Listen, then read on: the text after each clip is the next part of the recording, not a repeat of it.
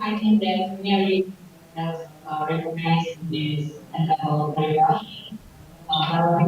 For you know that Kolintang is our traditional music of North Sulawesi, and it is made by wood. Uh, yeah, Kolintang. And I see our point. We are for the attack to play this as the traditional music of Indonesia. So we are going to our meeting now. I will only invite you to have your activity to manage to the room for conversation.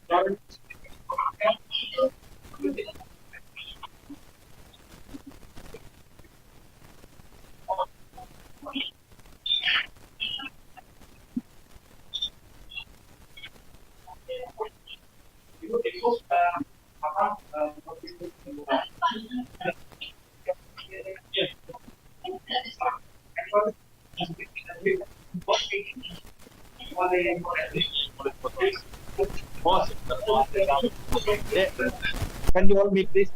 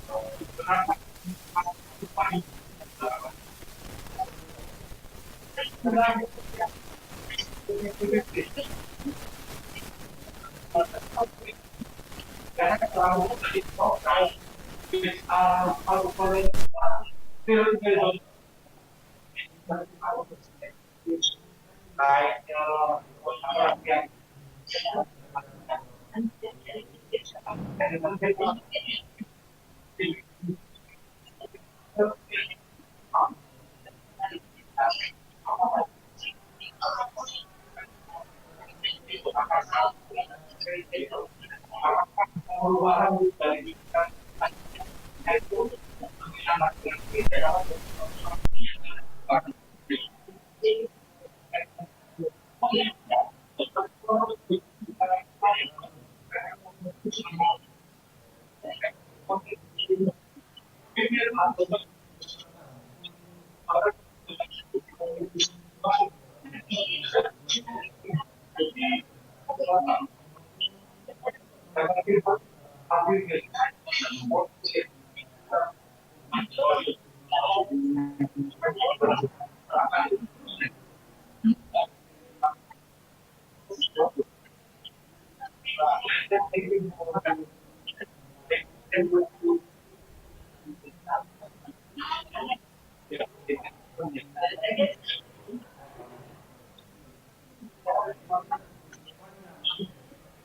itu anak itu waktu sebenarnya.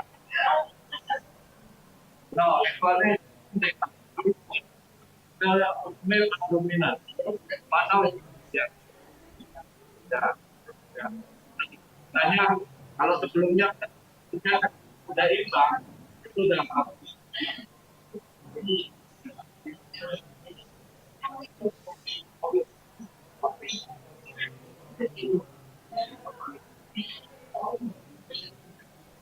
Ya, di Politeknik ini bukan kemudian yang ambil bagian kita tadi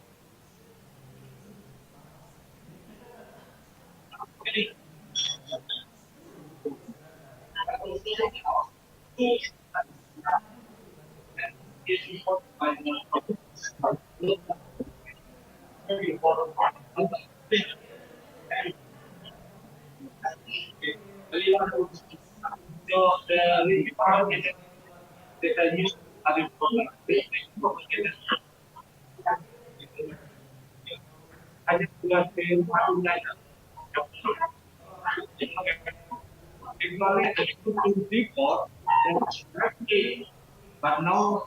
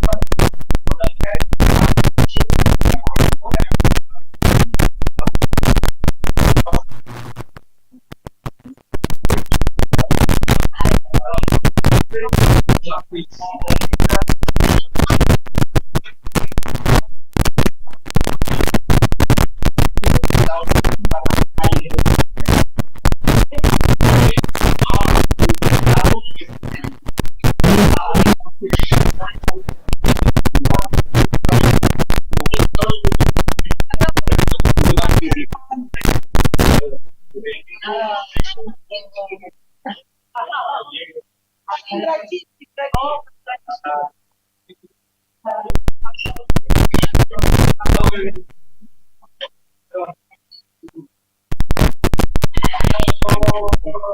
makan baru gitu kan.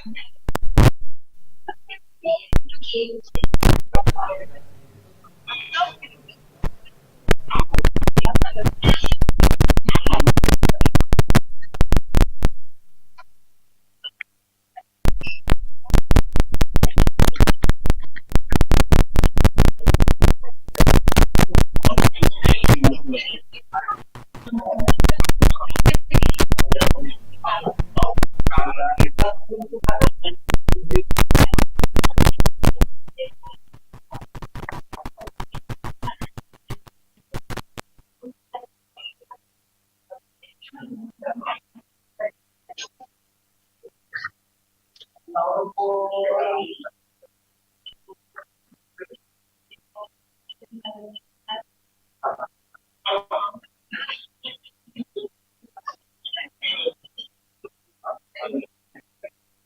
ya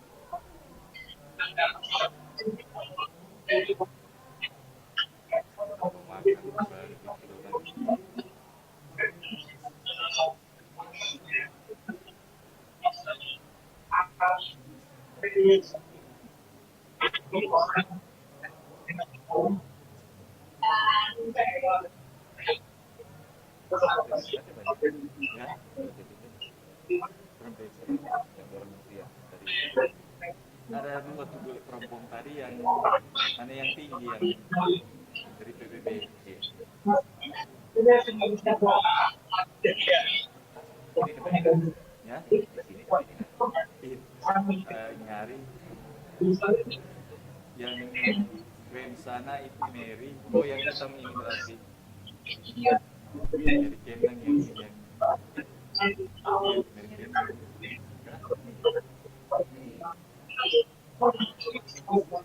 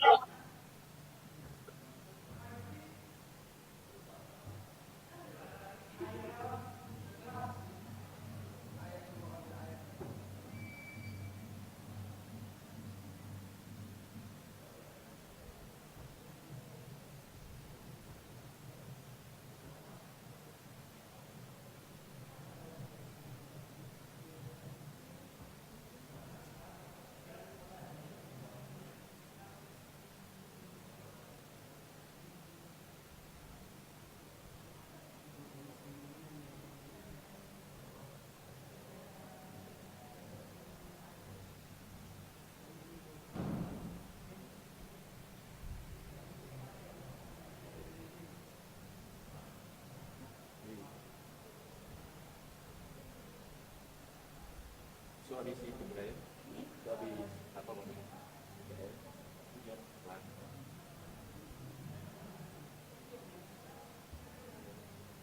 Ini salah satu itu contoh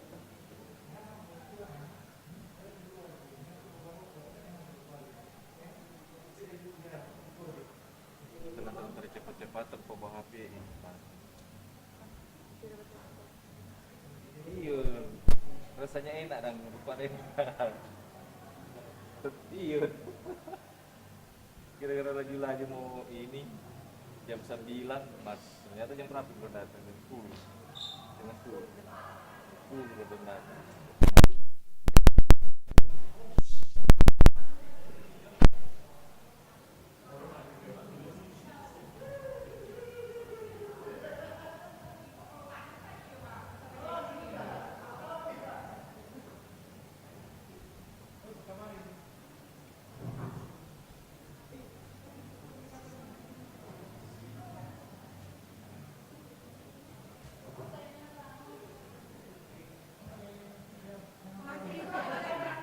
Oh yang ini yang jaket itu keren.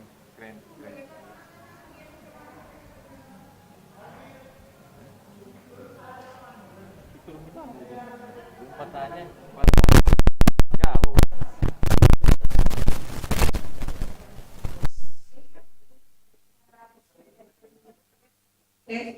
Tes main satu dua.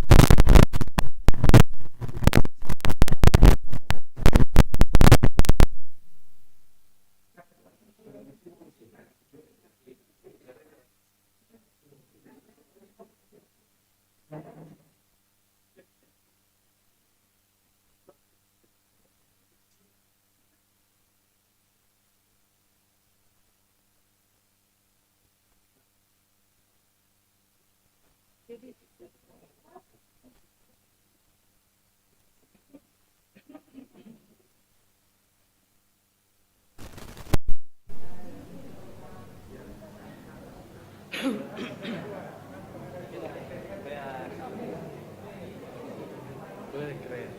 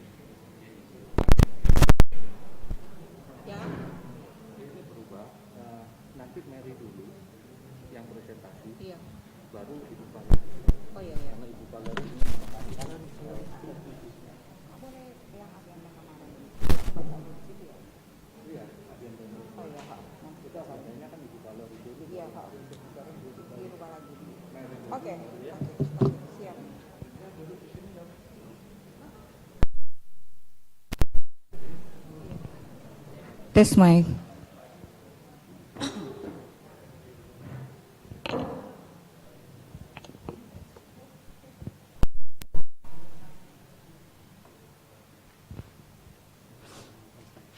Honorable guests, distinguished participants, good morning.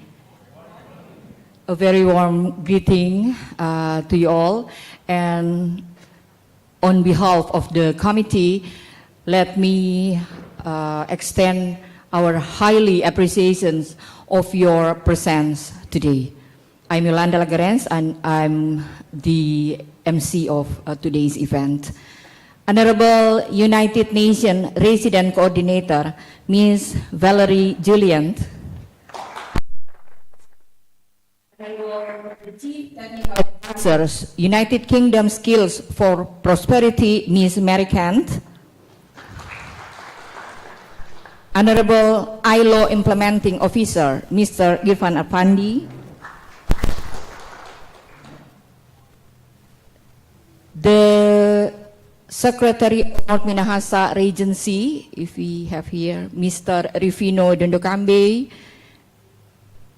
The Secretary of North Minahasa House of Representatives, Mr. Josie Kawengian. The Head of Social Affairs Office of North Minahasa Regency, Mr. Alfred Spustungulaa. The Head of Destination Division of Tourism Office, North Sulawesi.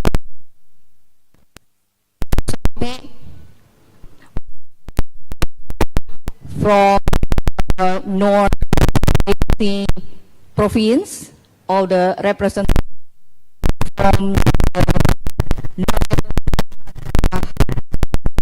government, Vice Director of Academic and Collaboration Affairs of Poli Manado, Mrs. Tineke Sarensong, Vice Director of Financial Affairs of Poli Manado, Mrs. Susi Marentek, the Head of Research and Community Service Center, Mrs. Dr. Jenly Rangkang, the Head of Learning and Quality Assurance Center, Mr. Anton Manginsela, the Head of Senate and all Senate members. We have also Head of departments, Head of Program Study, and also we have the Head of Internal Control Unit, Bapak Jadi. And team also we have here from Kompas and Manado Post. And the students, the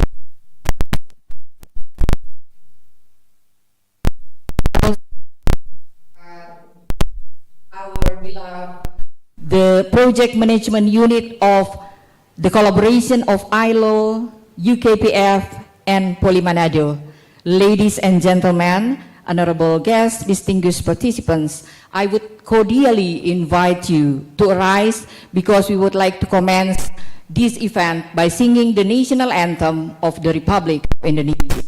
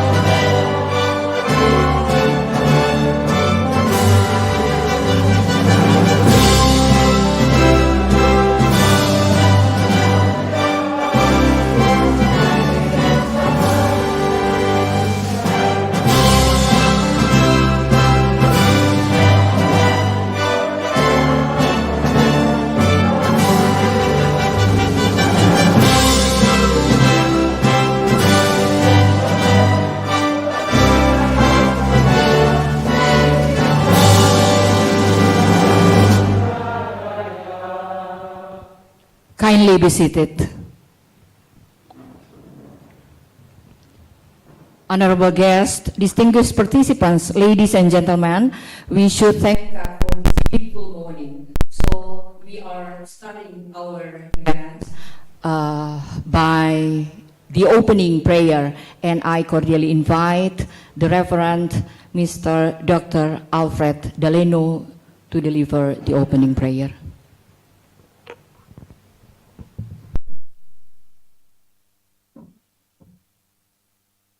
Shalom, ladies and gentlemen, brother and sister, we respect the start of our activity. Let us pray according to our representative religion and belief. I pray according to faith, Christian and Protestant. Let's pray. Our in the name of Lord Jesus. Thank you, Lord, for this wonderful time we can go together before we carry out the activity. We ask for your blessing. Bless this meeting from start to finish, together with the provincial government of North Sulawesi, City District in North Sulawesi, Manado State Politeknik, and all of us who are invited, in particular for your servant, Mother Valerie Julian and Mary Can. Bless us, Lord, protect us all, and let your name be glorified. All of us who take part in it, particular Manado State Polytechnic, in is your blessing. Thank you, Lord Jesus. We surrender our activity in your participation. In the name of the Lord Jesus, we pray. Amen. Thank you, Mr. Daleno. Honorable guests, distinguished participants, before we proceed to the next agenda, which is the opening speech by our director, let us, on behalf of her, express our deepest apologize for she is not be able to be here with us because now she is in France for several important duties that are she has to meet the joint working group for Indonesia and French collaboration, and also meeting with the alumni, and also meeting with some universities and industries. But thank you for to the technology that we can meet her online by this video. Please welcome our Honorable Director of Poli Manado, Ms. Marika Alelo, for the opening speech. Good morning. I'm extremely overwhelmed to have this opportunity to welcome our chief guest, honorable chief guest, Ms. Valerie Julian, United Nations Resident Coordinator for Indonesia, Ms. Mary Can of ILO, 4UK Skill for Prosperity Programs, mayors, regions, head office, local leaders, and distinguished guests, ladies and gentlemen. We are really privileged to have prominent working leaders, local leaders in our campus. We are so honored to become part of Sustainable Development Goals. Historically speaking, Politeknik Negeri Manado has been rigorously implementing programs relevant to Sustainable Development Goals. We are preserving our corals, mangroves, developing local communities, conserving energy, dealing with renewable energy in this campus, and much more recently with ILO-SfP funding, guidance and directions, we are able to develop and to set up a new study program called Global Tourism Management. This is the first of its kind, where sustainable issue have become an inseparable part of this program. Secondly, through ILO, through strategic visions developed by ILO, together with ILO, we have been able to empower local communities in coastal areas such as Udo and Tiboho, and Udo has made a significant and promising development. Their economy has been thriving through ILO's directions. We are grateful for all of these achievements and do hope that this collaboration, this visit, will make a very good impact. Economically speaking, the local village has been provided with access to develop their life. I do personally apologize for not being able to greet you, to welcome you face to face. Politeknik Negeri Manado has been invited by university in France to join with their effort to garner more attention, to have a collaboration between universities of two nations to develop editorial visions relevant to sustainability. I do apologize for not being able to meet you, and I would like to say welcome and thank you very much for visiting us.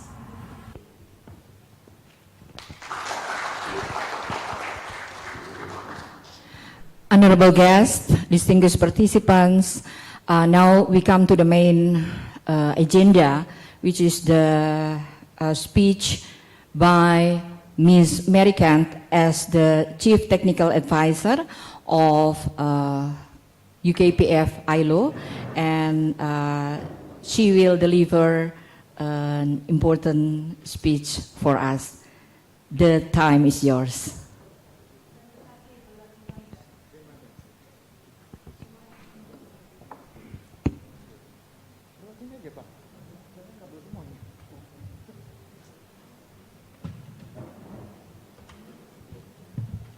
Okay, selamat pagi. Distinguished guests, ladies and gentlemen, Ibu Marika in France, Ibu Tanika, Ibu Susi, Ibu Ivo and the project team, all the members of staff from Poly Manado, friends and colleagues from University of Klabat, distinguished guests from North Sulawesi government and representing North Minahasa government, and staff and students of Poly Manado.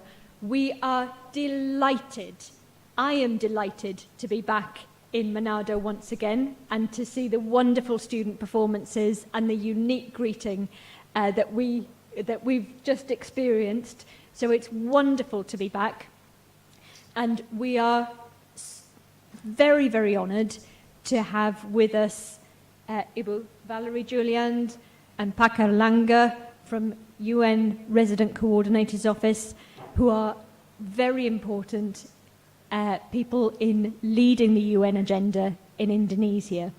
So I think Ibu Valerie's first visit to Manado, so I think she will always remember the welcome and the Kolintang that we've seen this morning.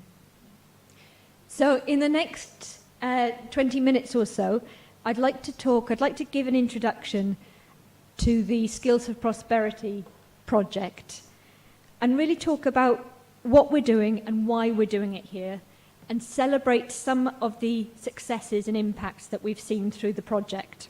And I'd like to bring in some individuals from amongst us as well at different times, if I may. Before we start, could I just ask how many students there are here? Fantastic, fantastic. And can I ask how many students how many of you students attended the lectures with University of Gloucestershire a couple of weeks ago? Yes? Some? Okay, thank you. Okay, next slide, please. So I'll start by introducing the ILO, the International Labour Organization. It's part of the UN family of agencies, and it's the agency with the remit and the mandate for focusing on the world of work. And here are the United Nations Sustainable Development Goals, which I think Ibu Valerie might speak about more later. But you can see that goal number 8, decent work and economic growth, is the focus, is the key focus of the ILO. But for those of you who are familiar with the SDGs, you will know that they are all linked together. And we see in this context that quality education and skills for employment are a prerequisite for decent work and employment growth. And also, in this part of Indonesia where the tourism economy is so important, we focus on, particularly on climate action and focusing on valuing our assets in life below water and life on land. So numbers 13, 14 and 15 here. So next slide, please. So I'll introduce you to those who have not become familiar with the Skills for Prosperity programme delivered by the ILO and funded by UK government. The aim is to that skills development policies and systems are improved to respond effectively. So improved to respond effectively to maritime skills demand and job opportunities, and that targeted action is taken for the employment and decent jobs for women, young women and men, and other disadvantaged groups. The project is focused and delivers under 3 headings. So under equity, we improve the inclusion and access to quality education and skills training. Under quality, we improve the quality of the curriculum and the teaching and learning process to international standards. And under the relevance heading, we take steps to ensure that the skills being taught and learnt in polytechnic environments are directly relevant to the world of work and the skills needs of the sector in the region. So we work with 4 implementation partners, and you will see Poly Manado there on the map. And the idea is that through our partnerships and through Ivo's work and the project management team, we develop polytechnics as centres of excellence, so real anchors in the community where they can be engines for skills growth and also enable activities in the wider community and employment sector. So next slide, please.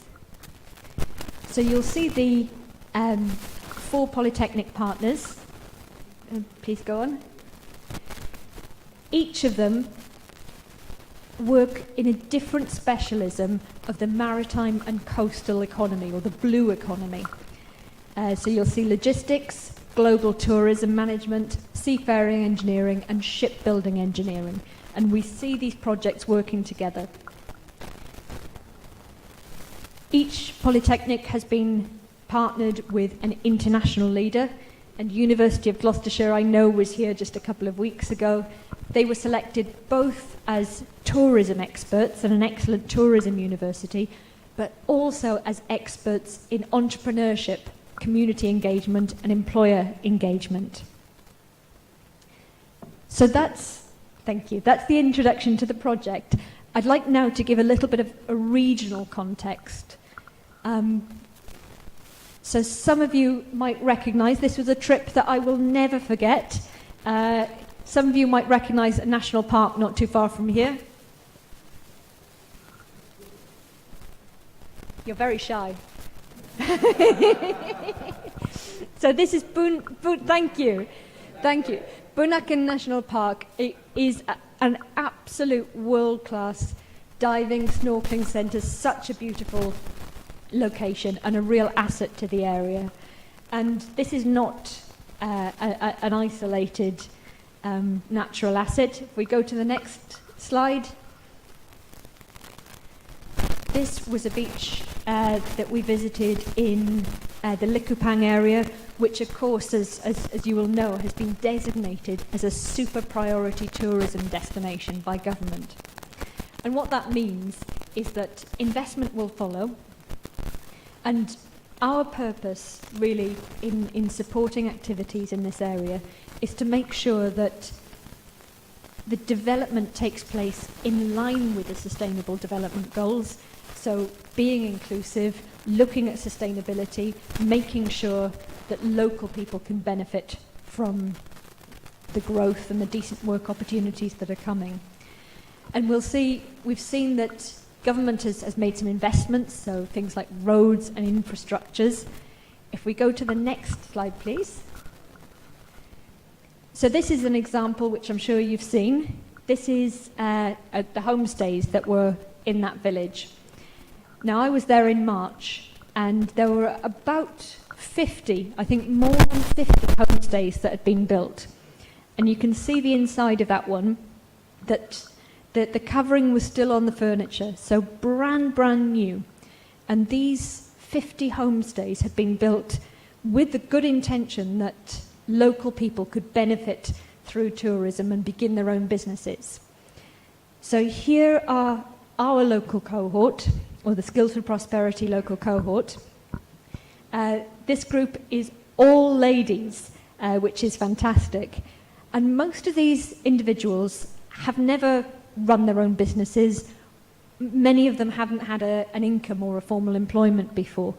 So it is really, really important, and they really value the work that we do through partners like Manado and Klabat and other partners to give them those basic skills that they need so that they can market their homestay, so that they can talk, they can provide a professional tourism experience. They can prepare food, they can put packages together and highlight what's special about their local environment. So this is really why the Skills for Prosperity programme has selected this part of Indonesia, and these really are the beneficiaries that we are hoping to reach as part of the project. So next slide, please.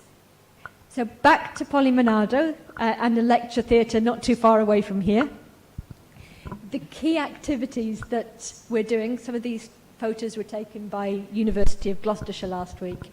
So key activities that the project team are running is the development of the D4 study programme in global tourism management. So this is a high-level bachelor degree level qualification, which hopefully not only gives young people the skills to work and have careers and decent jobs in tourism, but also to be entrepreneurs and thought leaders in tourism. So influencing local decision makers, leading on sustainability and environmental issues, and making sure that facilities are inclusive and open to all sorts of members of society. So we really want to, through this programme, the D4 study programme aims to be growing leaders in tourism for this area. We also have the Industry Advisory Board. I don't know, Ibu Dainty here? No? So Ibu Dainty leads the Industry Advisory Boards, which are a really important part of our programme. And these are local industry representatives who come together and input into the curriculum. So what's being taught is not just what is on the curriculum, it is reference to the context of the tourism employment landscape here. So very, very important, Ibu Dainty. And local economic development at Buddha Village, and we're going to hear more and talk more about that in a little while, but I think that has been a really important activity that Manado has been working on, and we've seen the results because Buddha Village has recently been voted as one of the top 50 tourist villages in Indonesia. So round of applause for played in helping that to happen. So next, please. And yes, I don't know, do we have, I wanted to talk about the Jessie area. And when we say GESI, it's Gender Equity, Disability and Social Inclusion. So I wanted to talk briefly about the activities that are taking place at the moment around the mainstreaming of GESI in polytechnic life and teaching and learning activities. Is Ibu Diana here? Ibu Diana? No?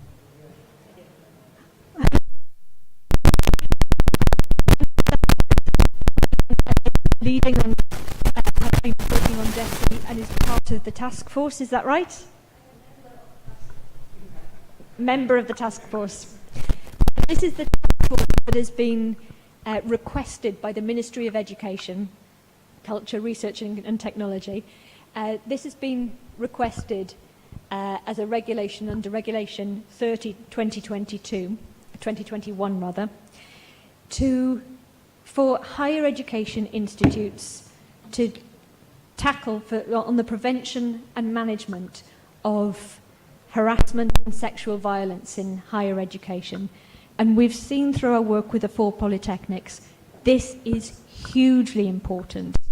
This was an area where regulation and policy had not previously existed. So under this heading, a number of things that have happened. The task force has been established, and over the next few weeks there will be a workshop to develop the policies on the prevention of harassment and sexual violence. That will be based on the handbook already developed by the project, but we will use the input from the polytechnics to create a second edition in partnership with government and external agencies who will also support the development of these policies. So we've done some institutional capacity building and sensitization. I know that began in December in Jakarta. How many people attended that session in Jakarta? Excellent, excellent. And we've begun to run, or you have begun to run as Manado, awareness raising campaigns for students, so training and awareness campaigns for students.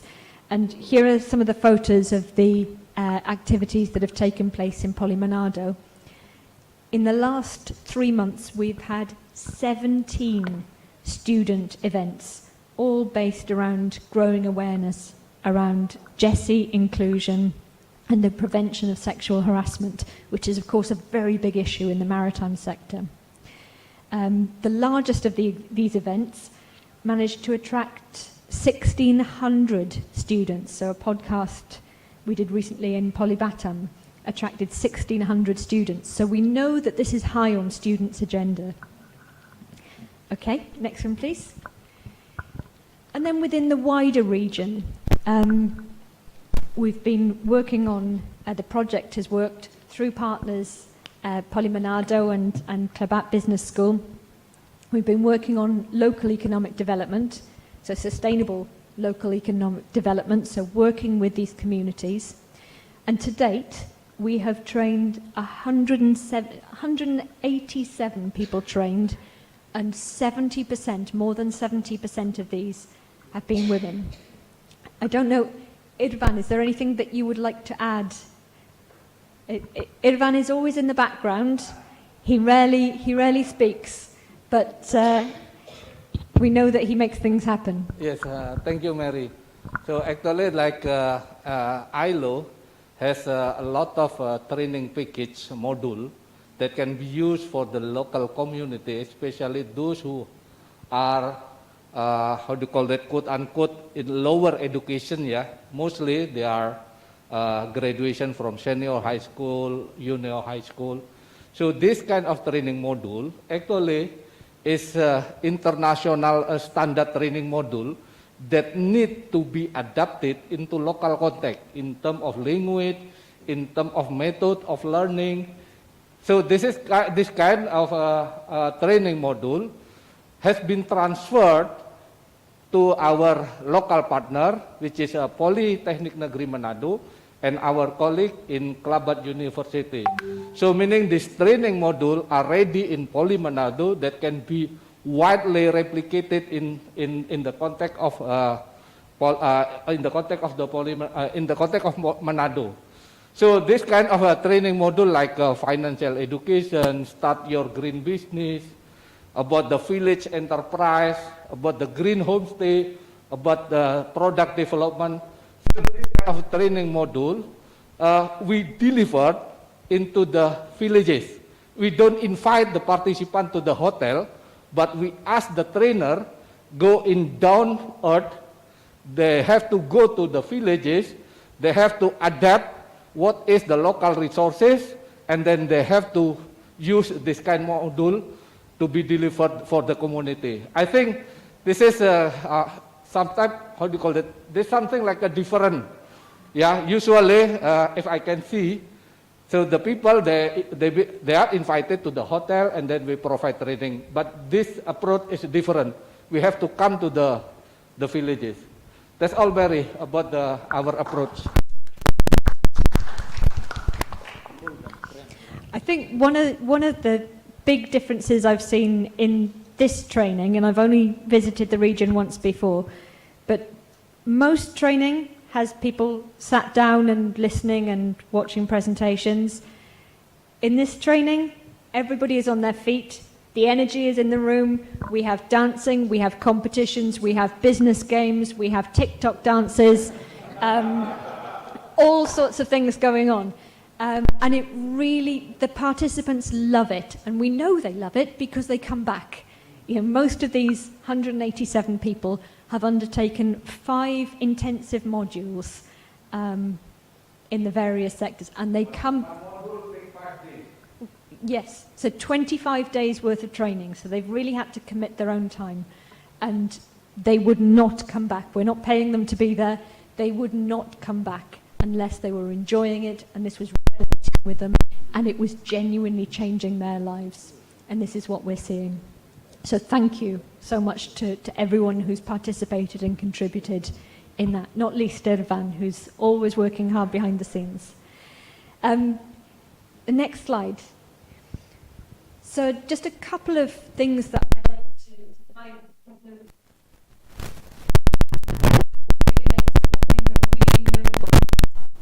and this is the soft launching of enterprises from Tiwoho village, which, as we can see, was supported by Minister for Tourism and Creative Economy, Mr. Sandiaga Uno. It was a hybrid event, so you'll see a lot of people there, and even more online from all sorts of time zones and different countries. And it was one of the most memorable festival events that I've ever seen. So it was dancing, it was parades, it was fighting, it was Kolintang. It was a real full day of activities and a really memorable event. But what was really special and unique about this was that it was run and coordinated by tourists, by students. I don't know, do we have Pak Yongki here? Pak Yongki at the back. Is that, what would you say the students took from this event? What do you think that the students gained from running this event? Oh, sorry.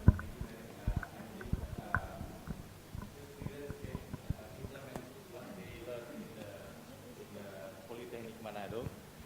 They implemented in the community. So there is 7 students from Poli Manado from various kind of programs to study. They train the people in Tiwoho how the people can. They train the youth organization, so how they can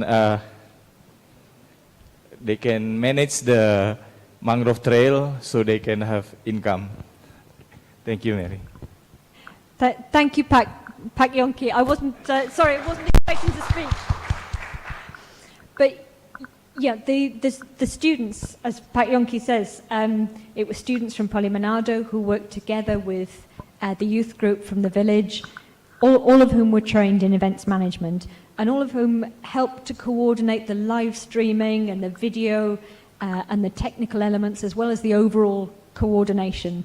So I think it was a pretty stressful day, Irvan.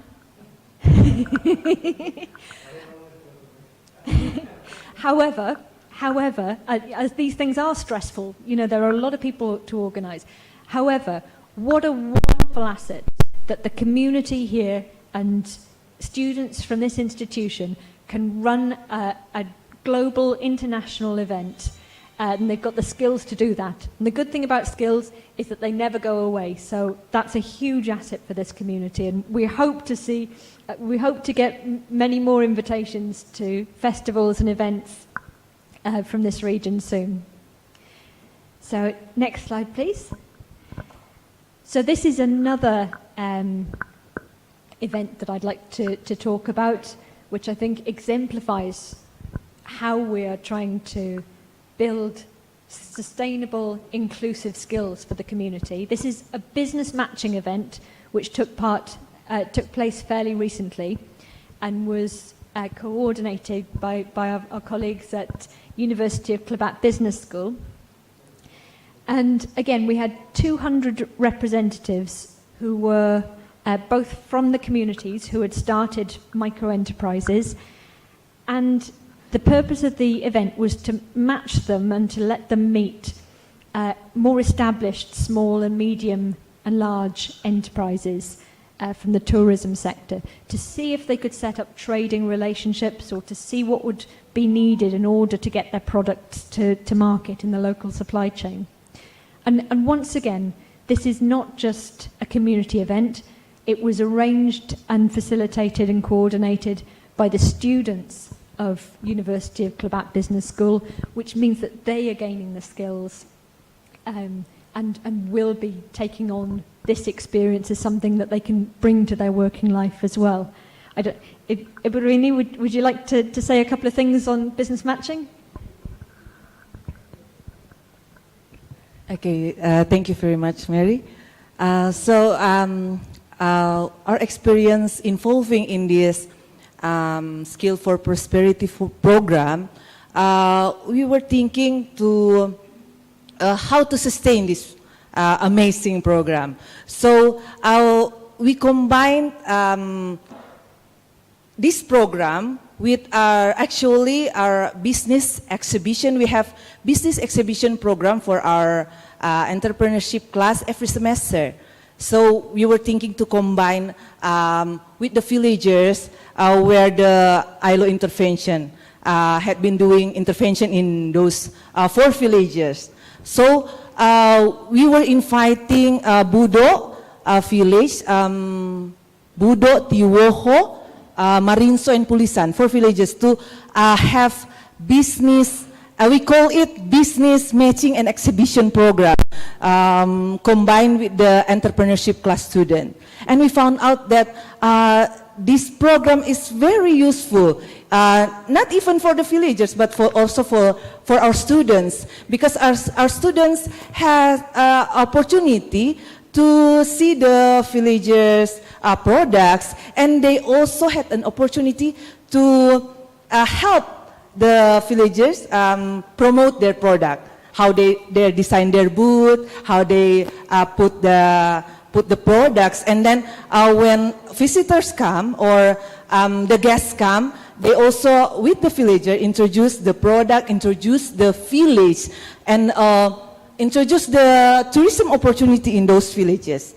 So that was amazing event that we had with students and the villagers. I think that's all I can share, and thank you, Mary. Thank you very much. Thank you, Burini. Thank you. And I think that probably, those examples probably give a flavour of the types of activities that have been done with Manado and University of Klabat across the 4 villages. And I hope give an indication of how academic institutions or vocational education institutions really have this critical role as an anchor in the community and as a centre of excellence. And when skills development works well, it works at lots of different levels. It works for students, it works for the enterprises, it works for tourists, and it works for local people. So I hope that that gives a bit of an update and an overview to what we've been doing so far. And I humbly thank Ibu Ivo and everyone who's contributed and supported the program so far. So terima kasih banyak. Thank you.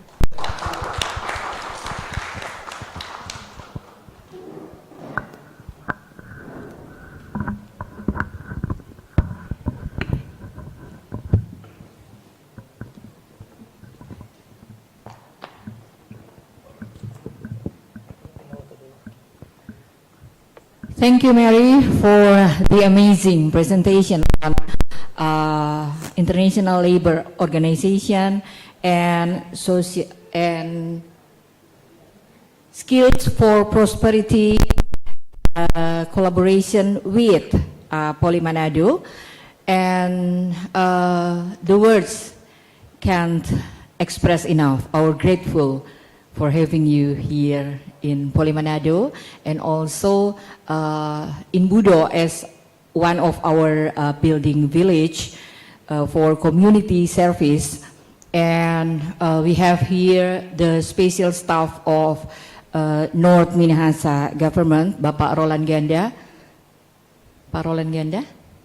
So as you know that Budo is located in North Minahasa. And also, thank you for UNCLAP for being here. And the two universities are so much grateful for having you in North Minahasa, in general, in North Sulawesi. And we come to the next speech, the presentation on the United Nations Program and SDGs by Honorable Ms. Valerie Julian.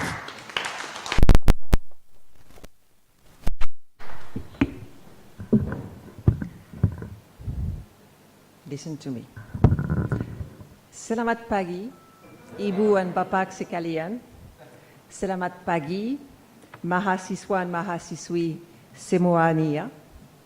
Saya Valerie Julian, Kepala Perserikatan Bangsa-Bangsa di Indonesia. Mohon maaf, saya masih belajar bahasa Indonesia. So I will continue in English.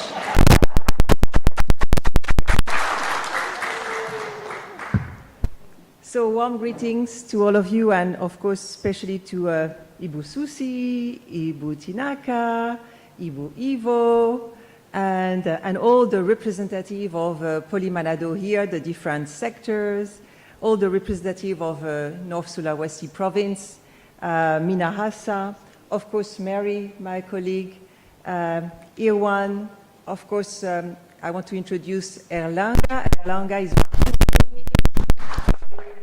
our data monitoring and evaluation officer. And warm greetings to you, the students. You are all at the back there. I hope it doesn't show because you are bad students that you are at the back. I hope that you are a good student and you are in the front. It's really a great, great pleasure to be here, and I want to thank the Poli Manado institution for organizing this event. That's really great, and I'm very happy to be here, and I also want to thank ILO for organizing this. You know, I arrived in Indonesia a year and a half ago, soon 2 years actually, but a year and a half still. And unfortunately, I arrived in the middle of the pandemic. So for more than a year, the only thing I knew of Indonesia was my apartment. I know very much the kitchen, the bedroom, the living room, but of course I didn't visit much of the country. So now that we can visit, finally I started to go around. And I went to Papua, I went to Aceh and North Sumatra, and now I'm coming to North Sulawesi. And I'm very, very pleased to be here, and I can tell you it's my first visit, but it won't be my last one. And of course, I was a bit jealous when I saw some of the photos, and Mary was saying, oh, I was there, the Bunaken Park, and you know, but I'm going to stay this weekend, and I'm going to go to Bunaken and Siladen in order to see all those beauties. So I'm very, very pleased I will have the opportunity to see all that. And I must say, I was asked to talk about the UN, the United Nations, our mandate, our mission, and so on and so forth. And I must say, I also need to tell you about the SDGs. So I would like to start with a few questions first. And for the students, you can be sure that it's not going to impact your results, even if you have a wrong answer. But just let me start with that. So first of you, how many of you know when was the United Nations created? If you know, stand up and tell me the date. You don't know? Say? That's correct. Thank you so much. Let me just destroy a bit your setup. I know you are Googling. Okay, so, and then if we talk about the SDGs, of course everybody knows more or less the SDGs, but okay, what is SDG number 1?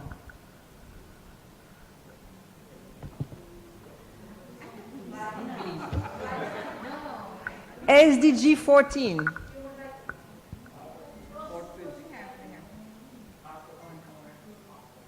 Gee, you have to work on your SDGs, huh? You really have to work on your SDGs. Okay, so let me go through a few elements that I wanted to share with you in terms of who we are. You know, the United Nations was created after the Second World War in 1945. And till today, and I hope it will always remain like this, the Second World War has been the worst event humanity has experienced. Because millions of people were killed, actually 60 million it's estimated if you count everybody. So it's really an enormous event that has marked humanity.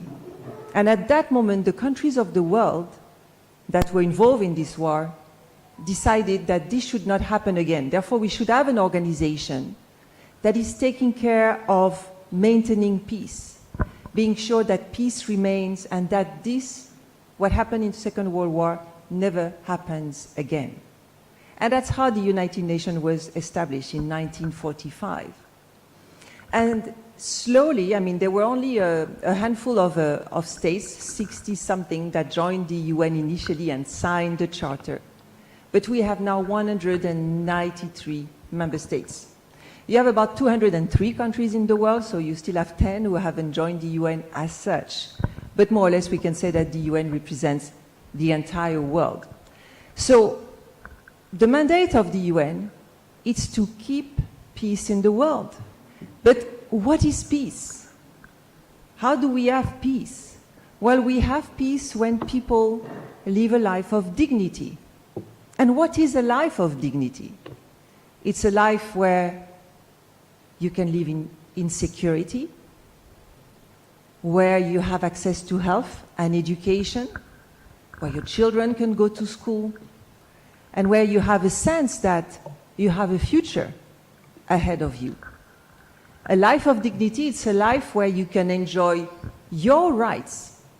And actually, concurrent to the Constitution of the United Nations, there was in 1948 the adoption of the Universal Declaration of Human Rights. And that's the declaration that says that we people, we have rights. And those rights cannot be denied by anyone. No single government can say today to its citizens, yeah, you can't have access to these rights. And what are these rights? Well, several of them. But what do they say is that we are equal, first. It doesn't matter if you are Indonesian, French, British, we are equal. It doesn't matter if you are Muslim, Christian, Jew, Baha'i, or else, we are equal. So that logic of equality actually is not only a principle, but it's also the very basis of human rights. There is actually a French humanist, Comte Sponville, that I always quote because he was a genius when he explained this. And he said, we don't have the same rights because we are equal. And as a matter of fact, I'm saying we are equal, but are we really? Some are rich, some are born rich, in a rich family, some are born in a poor family. Some are born in one place of the world and where there is war, and another one in a place of the world where there is peace. Some are born with all possible physical abilities, and some are born with disabilities. So as a matter of fact, we are not equal. So we don't have the same rights because we are equal. We are equal because we have the same rights. And that is what is important to remember. Human rights, the rights that have been declared together with the Constitution of the UN, this is what makes us equal. And that's why no right can be denied. Because if I say I'm the leader of a country X and I say, oh, you know, your right to food, I don't care. No, I don't have. All the rights that we have in the Charter are actually interlinked and interdependent and cannot be divided. That's the very logic. So at the end of the day, what does it mean, peace? It means we can enjoy our rights. And for that, we need democracy. We need a system where people participate in the decisions that impact their life. We need a space where, as I say, we can live in security and peace, sustain ourselves, have a government that takes care of the main policies, but as I say, in consultation with us. That is what is peace after all. But you see, when the UN was constituted, then, of course, this is when we started with, okay, but some countries are rich and powerful, other countries are not so rich and powerful. So what do we do? And that's what we call the normative agenda of the United Nations. The United Nations is not a regular intergovernmental organization. There are many intergovernmental organizations in the world. But the UN has this element, this plus element, that the UN has been tasked to elaborate the main conventions and treaties that determine a world order. So that doesn't matter if you're a poor country or a rich country. It doesn't matter if you are here or there on the planet. We all function on the basis of agreements that we will all respect. The first convention is, of course, the Declaration of Human Rights. But then there are other conventions on how do you deal with the planet, on how do you deal with agriculture, that you should not torture people, that you should have an action that sustains the people. You have convention on maritimes, on the sea. You have convention on so many aspects. This normative agenda, this is what makes the UN unique. Because we are not only having our 193 member states telling us what we should do, which they do. This is why we are an intergovernmental organization. But they should only dictate what we do on the basis of these laws and principles that we have set for the world order. These are the conventions and treaties. This is the normative agenda that the UN has. And in my role as a resident coordinator, representing the Secretary General and being the first interlocutor of the government when it comes to the United Nations, my role first is to make sure that the government, in that case Indonesia, respects the conventions and treaties that Indonesia has signed on and said, yes, we will do that. But you see, at the same time, this was not enough when we had all this convention, and it's still not enough. Because some countries have gone in a good direction, some countries have gone in a wrong direction. So this is when the SDGs were established. Actually, before the SDGs, anybody knows what was before the SDGs? I know you're young, but you don't have an excuse because of that. Huh? The MDGs, and this is what we call the Millennium Development Goals. So, you remember that scary thing when we were in 1998, 1999? I know some of you are very young. And then we were thinking, gee, what's going to happen with 2000? You remember? That old scary thing. We are going to enter into 2000. So you had a number of people who started with the doom theory that comes 2000 and we all disappear. The planet will disappear. Comes 2000 and nothing will work. The world will be on a standstill. And that was really so much of a scary thing that the UN said, okay, let us think about what we want to do in the next millennium, because since we are entering a new millennium, and this is how the 193 member states work together to elaborate what we call the Millennium Development Goal, actually the Millennium Declaration. And that was already a turning point in the way we work as UN.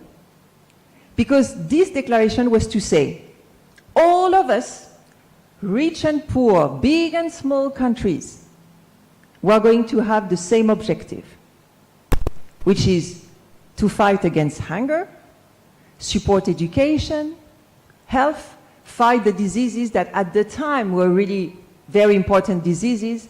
We didn't have COVID then, so we had HIV/AIDS and tuberculosis and malaria. And also we're going to take care of the environment. There were 7 goals.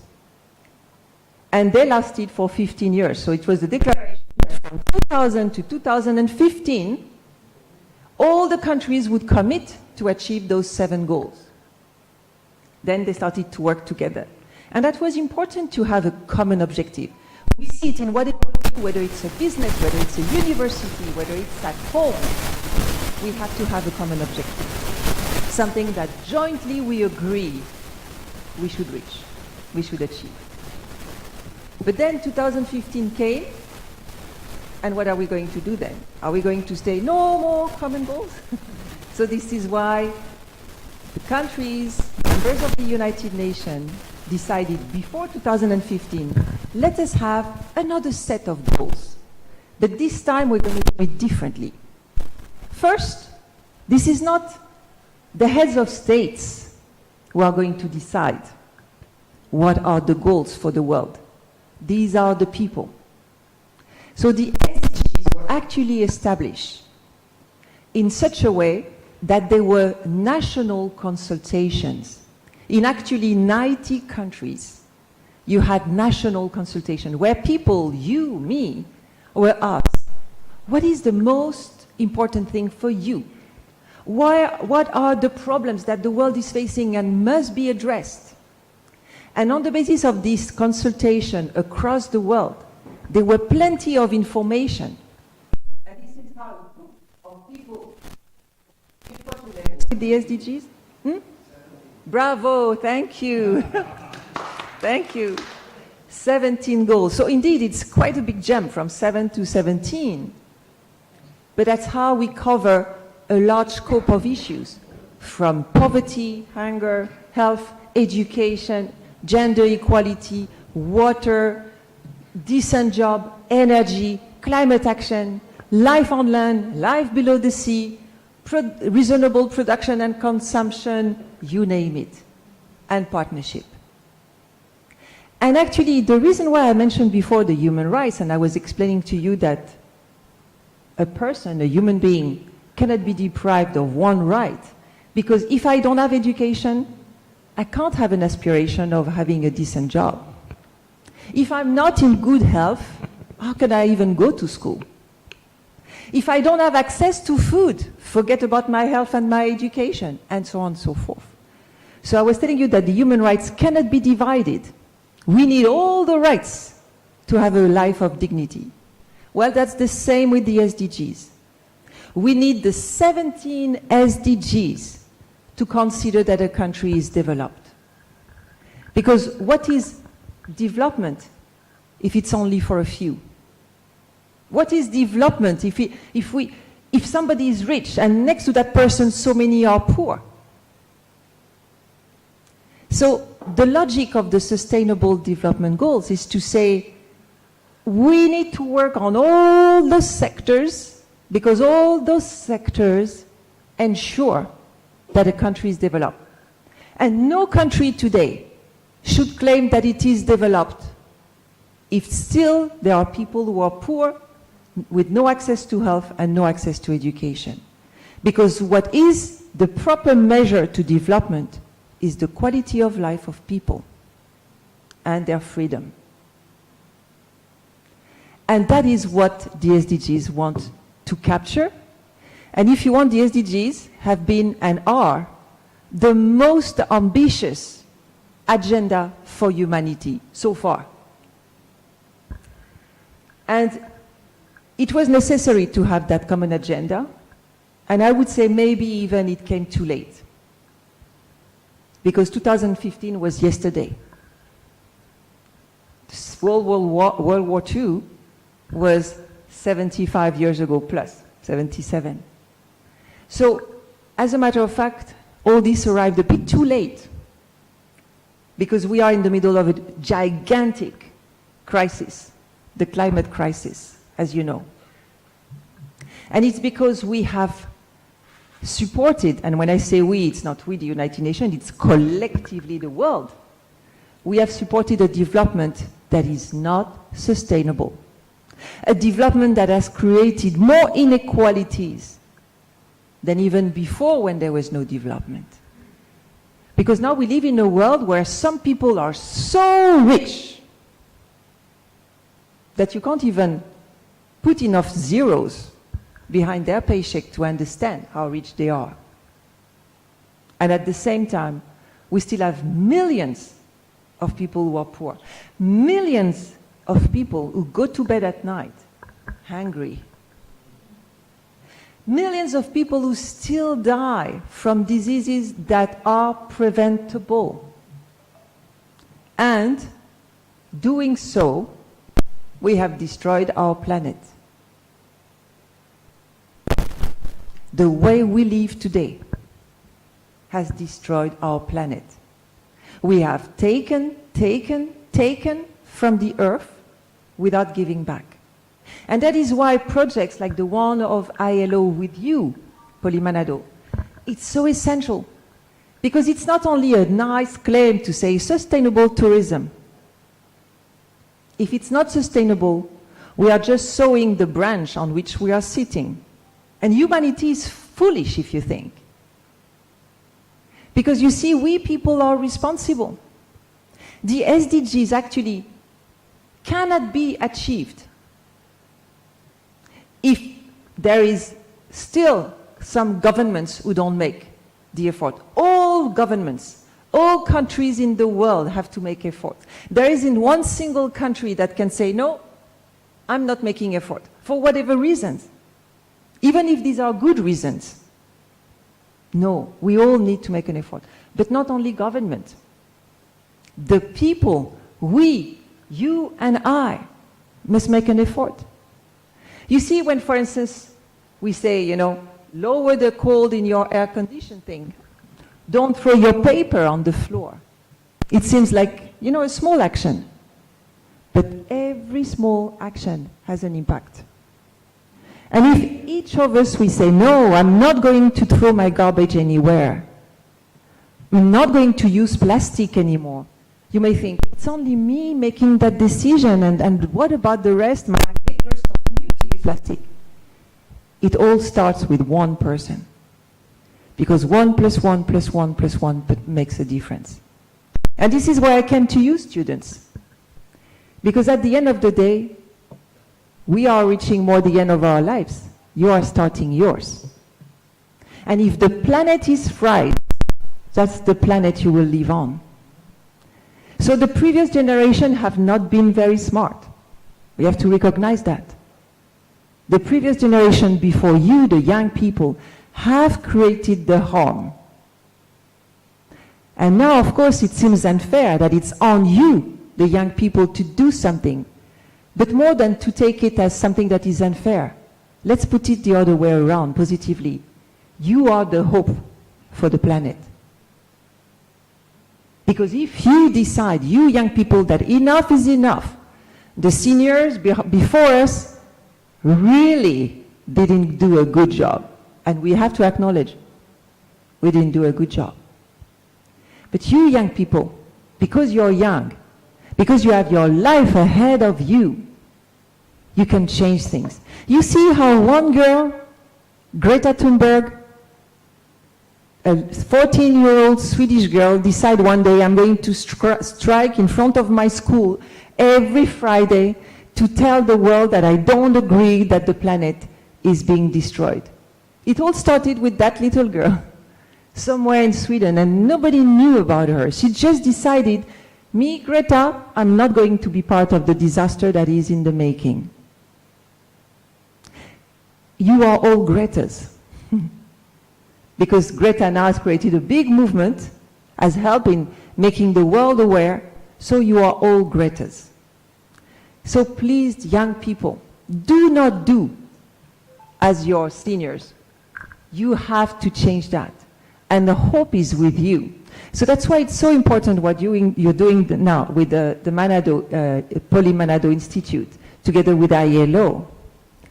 Because we are raising all those issues. And we start with awareness, we start with information, we start with education. We help people who are poor, who therefore didn't have an opportunity of education. And as long as you are not educated, you don't know. Do you know, for instance, now that what you eat has an impact on the planet? Do you realize that the food choices you do every day have an impact on the planet? Most people don't know. So if people are not educated, of course, they can't have the proper behavior. So that's why it is so, so, so important. And I'm really very glad that we have this project together, because you are just a drop in that big ocean. But one drop, one drop, one drop together make the ocean. So what we do here in Manado and in other places in Indonesia, and what Indonesia does in the concert of the world nation matters. So what you do matters. Think of that. You know, think of all the action that you can do as an individual. And even if your neighbor doesn't take that action, it doesn't matter. You take it. You take it. Because you are one person on this planet, and your action can change the world. And this is what the SDGs are all about. So this is what I wanted to tell you. I went off script. Let me see if there is something I forgot. But certainly, I think I've touched upon all the main issues. I just want to make sure that I haven't forgotten something. And at the end of the day, it doesn't matter. I spoke from my heart to you to tell you that, first, as a representative of the United Nations, I believe in the mandate of the UN. And you see sometimes in the world we say, oh, the UN hasn't done this. You know, as if, for instance, me and Yewan and Mary and Erlanga, we were responsible for that. No, most of the time, if the UN doesn't do something, it's because the member states of the UN don't want us to do. Because as a matter of fact, everything we do is, as I say, endorsed, dictated by the member states. But I believe in the logic of a world order. I believe in this principle of equality, that small and big nations should have the same vote. You know that in the UN, whether you're small or big nation, you have one vote. It's the same as democracy. One man, one vote. One woman, one vote. So that's what I wanted to tell you about us. That the mandate of the UN is to support governments so that we can ensure that people can live a life of dignity. And we also have a mandate is to be the voice of the people. So part of my work is also to speak on behalf of the people, especially those who have no voice. And who are those? The people who are excluded and discriminated and marginalized. Whether they are discriminated, marginalized, excluded on the basis of economic situation, the poor people, on their ethnic background, oh, that ethnic group is better than that one.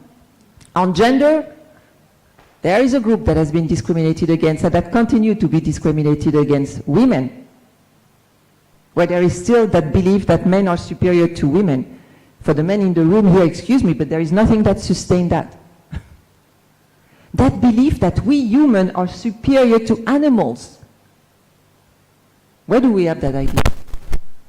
Why do we believe even that we are superior to animals? Where animals can do things that we can't do. We have that weird idea that the nature belongs to us, therefore we can do whatever. No. So the UN fights for that. And I hope that with that I have explained to you the objective of the Sustainable Development Goals. Maybe you, as I say, look at the 17 goals and you will see, try to imagine, what if one goal was removed? What would be the world without it? And you will realize that they are all interdependent. So again, thank you very much. Thank you for listening to me. I hope it was useful to you. And I'm very happy to see that in every corners of Indonesia, there are people who are committed, who are working hard like you do in Manado, with the support of ILO to achieve this objective. So thank you very much.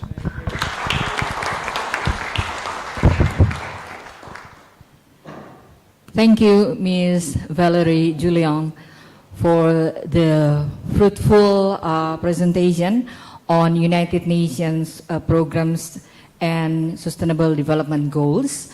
And for your information that the men's superiority not existed in Manado, since our 4 leaders are women.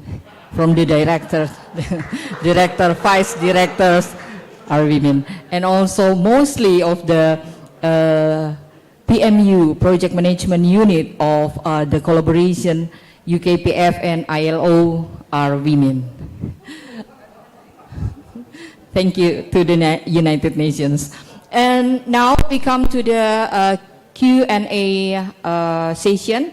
So everybody feel free to ask questions, and don't be afraid for your English, because we have many interpreters here. We have Edu, we have Mr. Robert.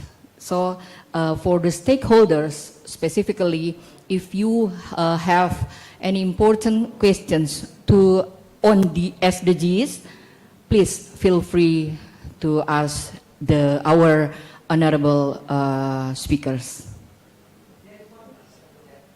Okay, from journalists, from Kompas. Okay.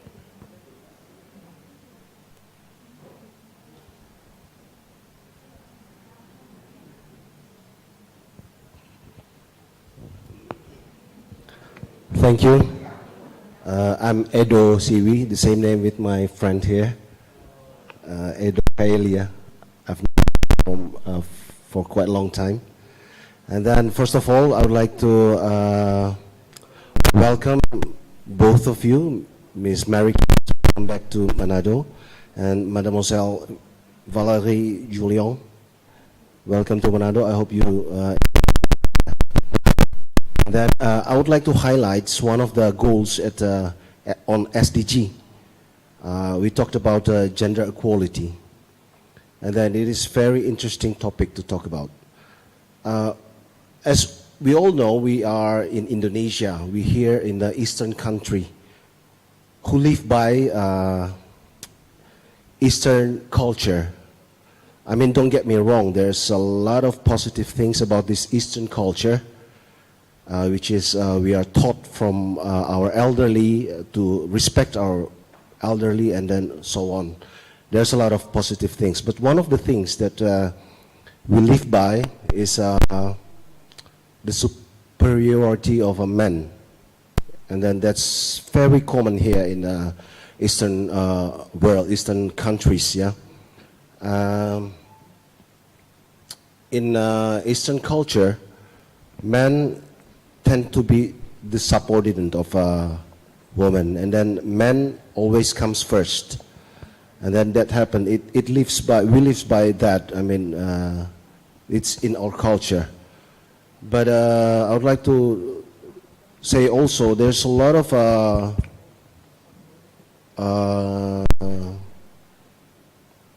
gender inequality happens here.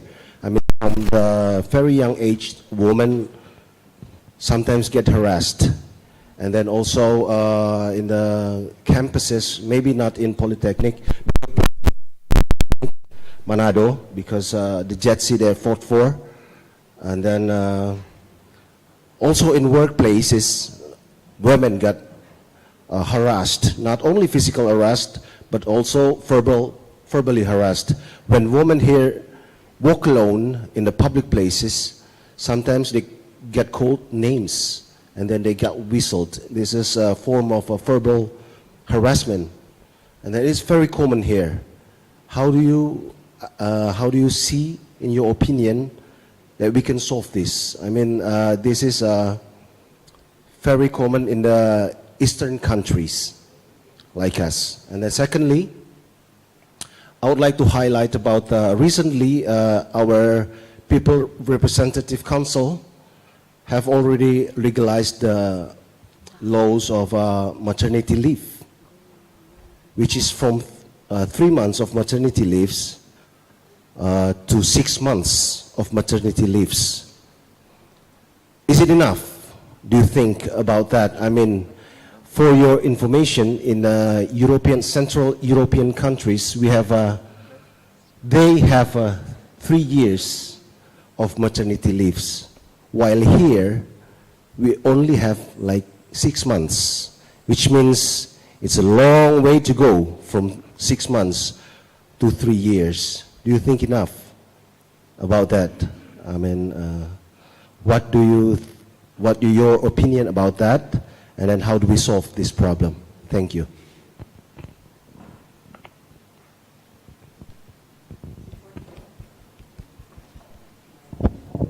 Can you hear me? Yeah. Well, thank you, Edo, for this question. Actually, the whole subject could take us hours to address. So, I mean, the culture that you mentioned as being very prominent in Eastern Indonesia with the superiority of men. You know, I will tell you one thing. If it was only in Eastern Indonesia, the problem would not be that important. It's actually all over the world, including in my country, in the Western world. So let us not think that it's only here, okay? That's a culture that has been going on for millenniums. And the fact is that, you remember what I told you? Development means people enjoy their rights. And that is why equality between men and women is actually essential. And it's actually essential because you cannot have development in a country if half of the population is kept on the side. Actually, which are the countries that are the most developed in the world? Oh, not in terms of their income, because that we know that does not reflect. A country can be rich and the people can be poor. But which are the countries that are the most developed in the world, in the sense that people really enjoy their rights? These are the countries that have made the equality between men and women the basis of their policies. And actually the first countries in the world that are like this, these are the Scandinavian countries. Sweden, Norway, Finland. These are the countries that have really established, Iceland nowadays, that if we don't have an absolute equality between men and women, in terms of pay, in terms of rights, in terms of access to school, in terms of decisions, and if we aim to develop the country, but half of the population is underdeveloped, undereducated, has no access to all the rest, we can't manage. So I would say Indonesia has ambitions, but Indonesia, like any other countries in the world, will not achieve its ambition if half of its population is not enjoying the same rights, and if half of the population does not contribute. Because you see, having women at management level, actually, you know, the discrimination against women actually stems from an issue of power, because men decided that they wanted to have the power. It all comes from power. Violence against women is an issue of power. So this, as I say, this is not grounded. The superiority of man is not grounded on any scientific studies. There is no scientific studies that says today that men are more intelligent than women. That's not true. And you see, when you have around the table men and women, you have different views on the problem. If you only have men, well, you miss half of the perspective of the rest of humanity. So I must say, this is really not new. And that's why I would say we need everybody, and especially men, to help in promoting that. Because when we talk about gender equality to women, we are preaching the convert, aren't we? So we need men to also, we need media. There you are. We need media to also promote those ideas. You see, people sometimes tend to say, oh, it's the tradition, you know, my grandparents, great-grandparents, we do that. But you know what? There are some traditions in the world that are absolutely dreadful. There was the tradition of slavery, for instance. But at one stage the world said, no, enough, we can't enslave people. You see, there are a number of, it's not because it's a tradition that it's good. That we have to understand. And we are not ruining a culture if we change some tradition. Because a culture that sits on discrimination, on violence against certain group, it's not a good culture. So somewhat, that's why we have to fight against this. And as I say, unfortunately, it's not only in Eastern Indonesia, it's all over the world. And this issue of violence, for instance, you know, it is so endemic. It's actually a pandemic, much more pervasive and contagious than COVID. Because violence against women exists everywhere around the world. And I want to here stop also one belief, that violence against women happens because people are poor. No. Even in rich families, even in rich countries, because it's rooted, as I say, in power. So that's why it's important. So you were asking, how do we solve that? We solve that with first education. Education, education, education. Everybody has to be educated, but women in particular, because women are actually the first ones who are going to educate children. You know, the issue of equality is like, imagine a bird. A bird cannot fly if the two wings are perfectly equal, isn't it? Well, men and women are the two wings of a bird. And the bird cannot fly if the two wings are not perfectly equal. So education is really central. And then what we need after education, we need good laws and we need justice. Because you see, for instance, let's say in my country, there is less, or no, not that much less, but there is less domestic violence and violence against women than, say, Indonesia. Does it mean that the Frenchmen are better than the Indonesian men? No. We just have stronger institutions. We have justice. That if you kill your wife, if you beat up your wife, you are sent to jail. And when you are sent to jail, then the other men think twice before doing it. So we need education and we need justice, so that whenever something is not done properly, when a woman is discriminated, that she cannot get a job, she doesn't have the same pay, she is physically harassed, then a sanction comes. The sanction comes to the individual, the sanction comes to the institution that doesn't give an opportunity, or to the company that doesn't pay equal. This is how we address that. We are not there yet. We are not there yet. You know that there is actually in the world only one country in the world that has equal pay between men and women. Do you know which one? Iceland. So, my country, Mary's country, we are coming from very developed countries, still, we don't have equal pay. So on the issue of the maternity leave, there are different standards that are applied in different places. The fact that Indonesia wants to increase this, that's a very good move. I welcome this as United Nations, and we really think that it's a very big progress. First of all, let's not forget, being pregnant is not a crime. And what happens most of the time in a company? You're pregnant and gee, look for your next promotion. As a woman, how many employers are asking women, do you have children? Do you intend to have more? It's none of their business. None of their business. But still it's happening, huh? But let's not forget one thing. If women didn't make baby, none of us would be there, would be here today. And the men wouldn't be on the planet Earth if there wasn't women to make babies. Think about that. So I wouldn't say, I mean, it's a progress. What Indonesia is doing, it's a progress, and we welcome that. As I say, now standards really vary. For instance, in the United Nations, I think we have 4 or 5 months of maternity leave, full pay. And it's mostly because the UN's tried to find a standard that more or less is an average among everything. The Scandinavian nations, you're right, they have a lot. But they also have paternity leave. There you go. Why is it only that women should stay at home to take care of the babies? Men should as well. You know? So I must say, there isn't standard. But what Indonesia is doing now, if this law is approved, it's good. It has to move forward. More and more progress are necessary, but that's a good one.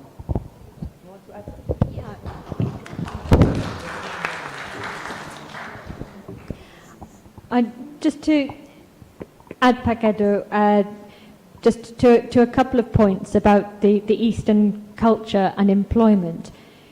Looking at the gap between the employment of men and women, particularly young men and women, particularly under 24s, that is a bigger gap in Indonesia than it is in the majority of ASEAN countries.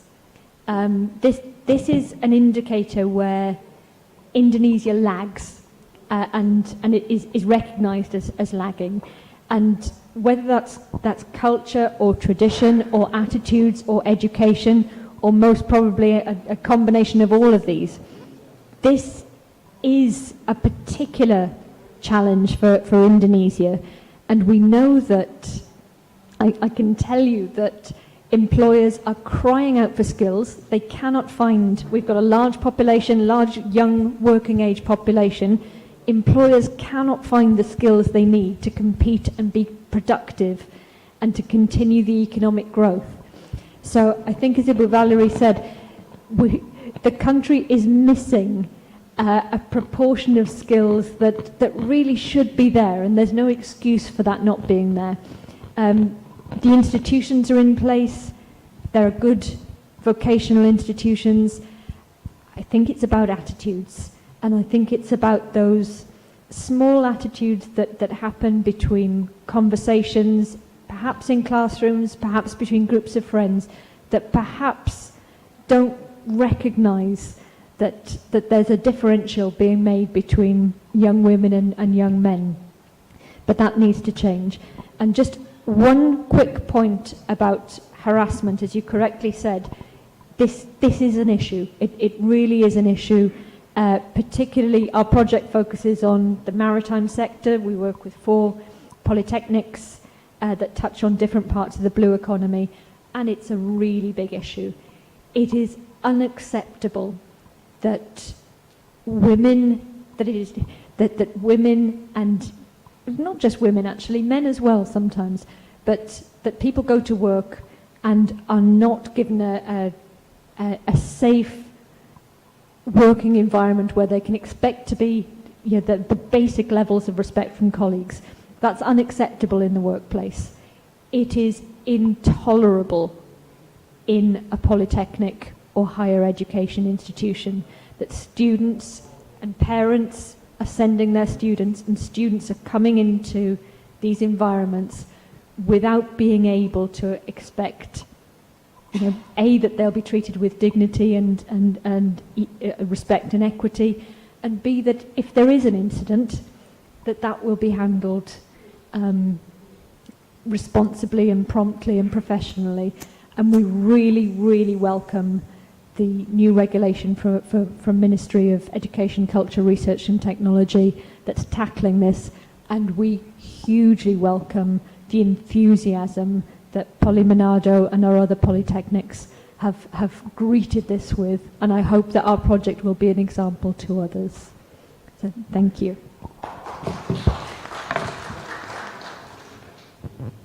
Other questions? From students? Okay.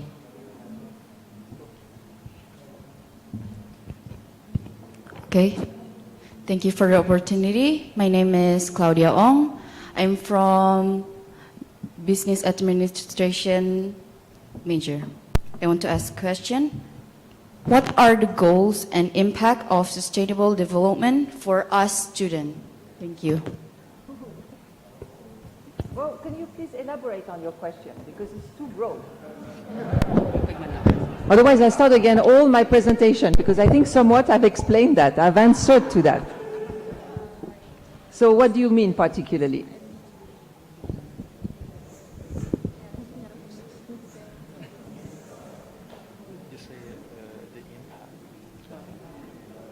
impact for us.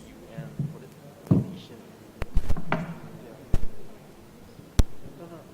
what are the 17 SDGs that are most favorable for us students?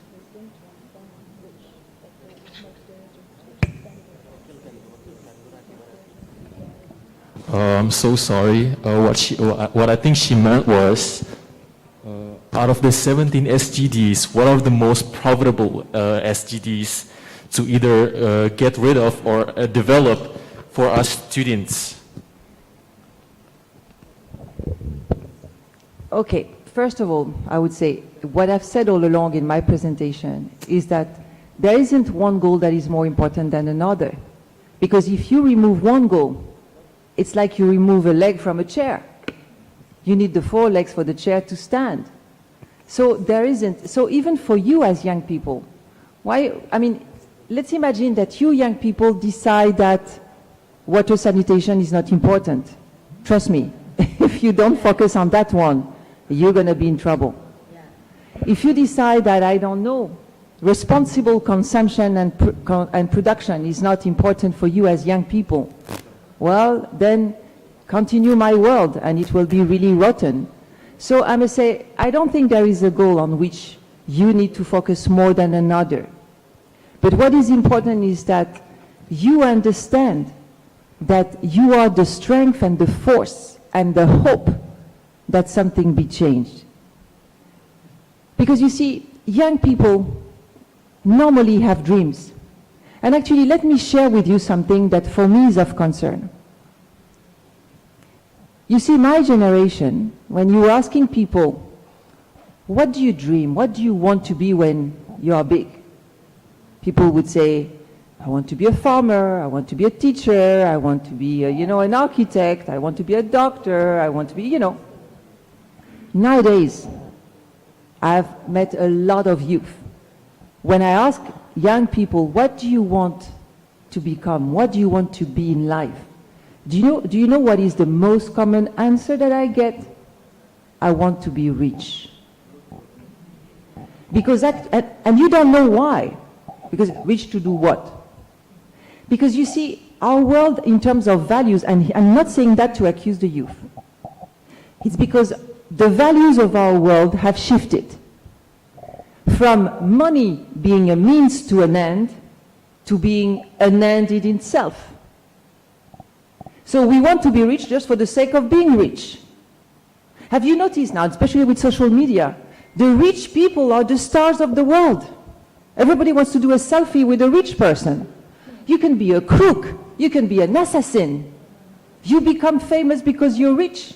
You have entire series on Netflix about the kings of cocaine trafficking. You have actually, what is the name of that movie? I haven't watched it, but just because it gives me the creeps. But Rich, Crazy, Mad Rich, or something like this. We are, let's say, worshipping money and the rich as if they were the new gods of the world. And meanwhile, when you are poor, you are ashamed. Poor people are ashamed. Very often they are poor not by a mistake of their own, because unfortunately poverty is as contagious as COVID. When you are poor, you are born in a poor family, chances are that you're going to be poor too, because our system maintains people in poverty. So I would say there isn't a goal that is more important, but what matters is that you change that aspect, that you focus on the issue of compassion. Really, that we are all important. Compassion, it's important. Compassion for people. I was saying compassion for animals. Stop exploiting the animals of the world as if they were on this planet for our own consumption. Wrong. Species in the last 20 years have disappeared more than over millenniums of existence of our planet. There are so many animals today, insects, fish, and so on, that disappear, that our children, your children, will never see because we abuse animals. There is more plastic in the ocean than fish. So that's why I say we need to develop a culture of compassion. Compassion for each other, compassion for animals, compassion and respect. respect for the planet. So I want the young people in 10 years to have dreams like I had, not of being rich. Because you see, the world doesn't need more people rich. The world needs more people happy. And I tell you, of course, no money, you're very sad. A little money, you get better. But there is a level after that where money doesn't make happiness. So for me, that's a dangerous trend. And that trend where youth want to be rich without knowing what they will do with the money, as I say, it's not the fault of the youth. It's the fault of the world we, my generation, have developed, where we have developed economy as a god, economic growth as the main priority. No. That's why in the UN we have developed the concept of human development, where you measure a development of a country not only on the basis of its GDP, but on the basis of the level of education, level of health, and so on. So that's why we need the youth. But let me turn the question to you. According to you, which goals are more important? Or which goals do you see as young people as being more important? Go ahead. There isn't a wrong or a right answer. I'm curious. I'd like to know.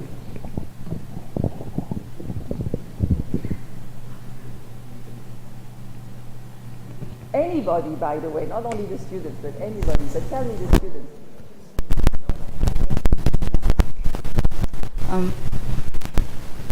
Education. Good. Yeah, because everything starts with education. You're absolutely right.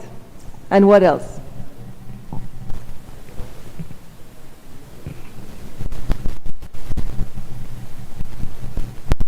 Okay, so you see, it's because you can't find a solution, because this is what I said. Every goal is important. You need all the 17 goals. Thank you. Other questions? Thank you. Yes, go ahead, in the back. Thank you. I want to ask your opinion. Mary mentioned about the blue economics or blue carbon. So what is your opinion? Is it environment or the economic for the people or the community? What is important and what is UN can do about to make balance between the environment and the community development? Thank you. I'll give the floor to Mary for some answers on the blue economy, but just to say globally, once again, the SDGs, they are based on the 3 Ps: people, planet, prosperity. Because the 3, once again, are equally important. So once again, I wouldn't say that for the blue economy is one component of it. Our planet is made of a little bit of land and lots of water. So that's why actually, and I will tell you that also, I think the focus on the blue development, more than the blue economy, because not everything boils down to economy. We were discussing that in the car today with Mary. But it took a long time for the world to realize that. You see, it took it's in the last 10, 20 years that we started to talk about the fact that oceans, and nobody believed that oceans were important. But as a matter of fact, that once again, in the creation, we need everything. God has created the world in such a way that we need everything for the world to function. If we don't have the bees, that very little insect, that's very simple. If the bees disappear tomorrow from the planet, we all die. You know why? Because we need the bees to pollinate and for everything we grow on the planet to grow. But if we don't have the ocean, if the oceans are not good and clean and safe, we all die too. Because the oceans contribute to oxygen in the world. So that's why it's all interdependent. But more particularly on the blue economy, let me give the floor to Mary. Thanks, Pak Yongki. And yeah, I'm going to start on the blue economy or blue development, because the concept here is that the priorities, just like the SDGs, the priorities are integrated. So economy, prosperity, financial growth, society, welfare and dignity for individuals, and sustainability. And removing any one of those is, as Valerie said, it is sawing off the branch you are sitting on. If you think that financial growth is sustainable without societal growth and measures and inclusion, and without sustainability, it's crazy. It's crazy, as I know you well understand. And I think we welcome that integrated thinking. It is not a win-lose situation. There are plenty of development initiatives that can serve those multiple criteria. It is not the case that any business is damaging for society and damaging for the environment. It is not the case that sustainability is an anti-growth agenda. It's about finding the win-wins and about consulting and bringing the community into this. To go back to the second part of your question about what the UN and its agencies should do, we're a small part of the planet, and I'd like to think that that the role of the UN and the agencies is critically important. But all we can do is signpost, make sure the dialogue is moving in the right direction, just like the Skills for Prosperity work. We wrote the document in an office far away, but who has done the work? Who has been out there? It's you and the community. The change has come through that level. We can write more documents, that's easy, but the change has come through the work that's been done, and I think that's why we've got an area that we can be so proud of here. Thank you.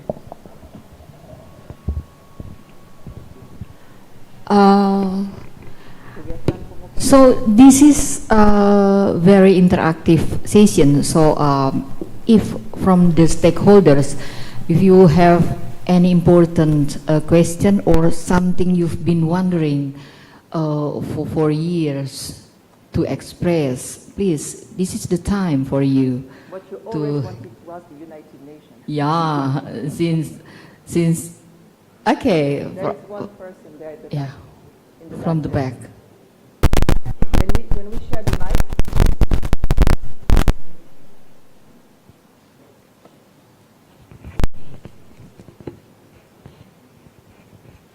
Good afternoon, everyone. My name is Primo. I'm actually one of the alumni of Politeknik, but also right now I am a member of, I would say, a group from under the Tourism Ministry. It's Generasi Pesona Indonesia, or GenP. My biggest concern right now is because our member mostly are millennials and Gen Z. I noticed from the SDGs that there's the goal number 10 is the reduce inequalities.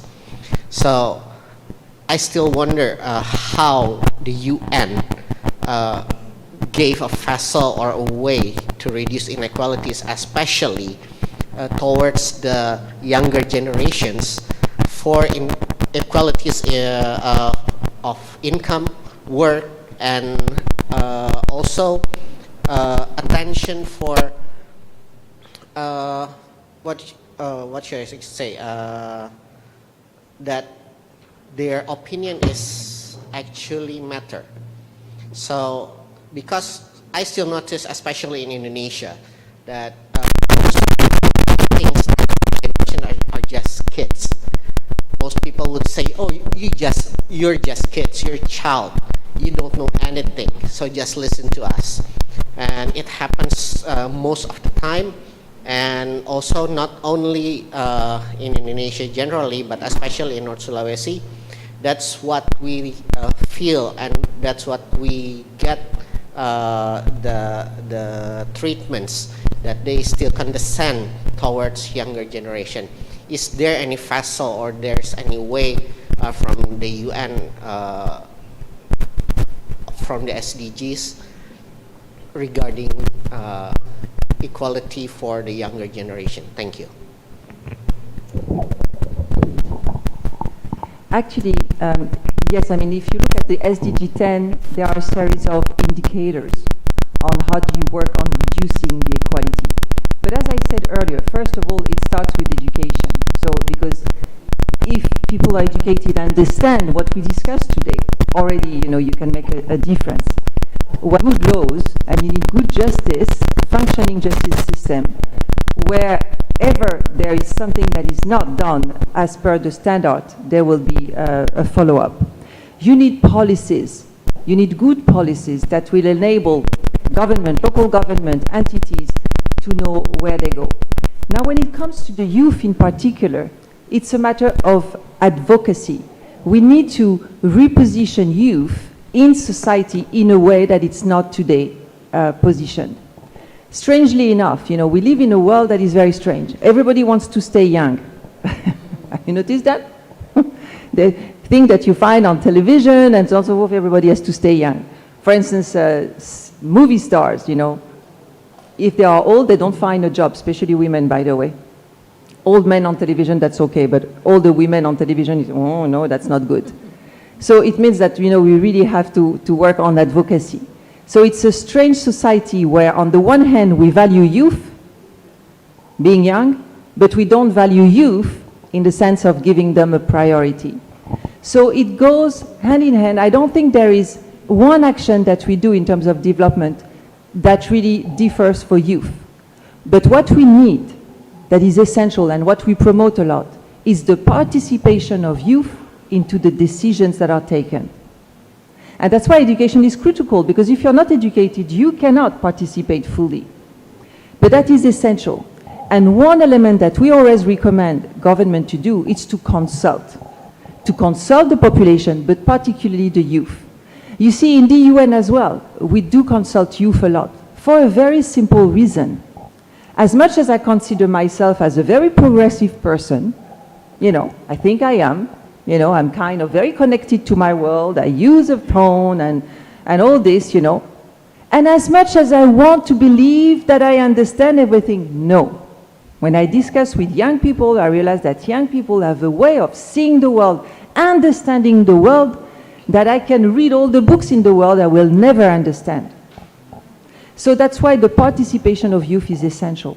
So not only you need to have a system that allows your participation, but you have to claim for it too.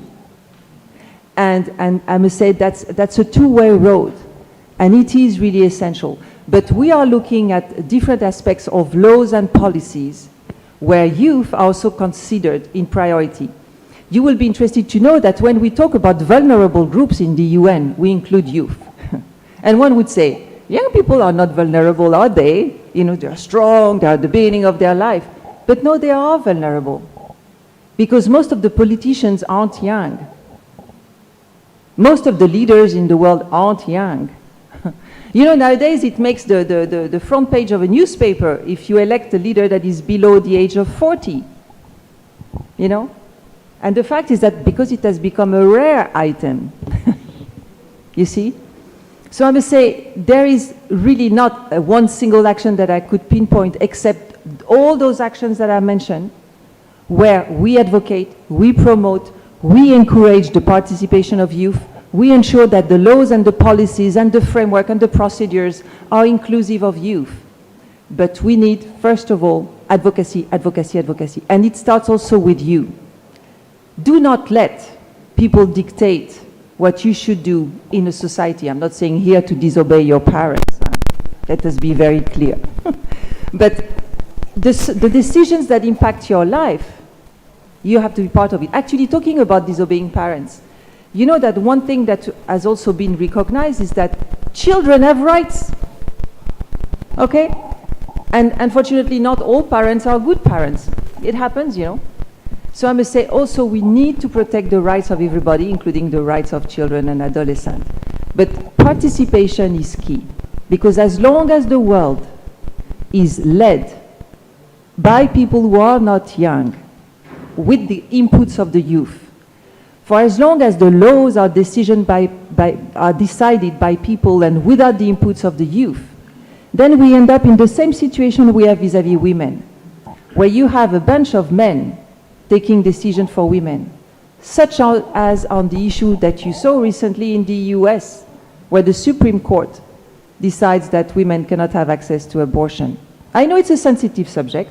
I know here in Indonesia abortion isn't authorized. But what I mean here, most of the time men take decisions on what women should do with their body. That's not okay. So we have to change that. You want to add something? My one suggestion, it's a brilliant question, and thank you for speaking up, Primo.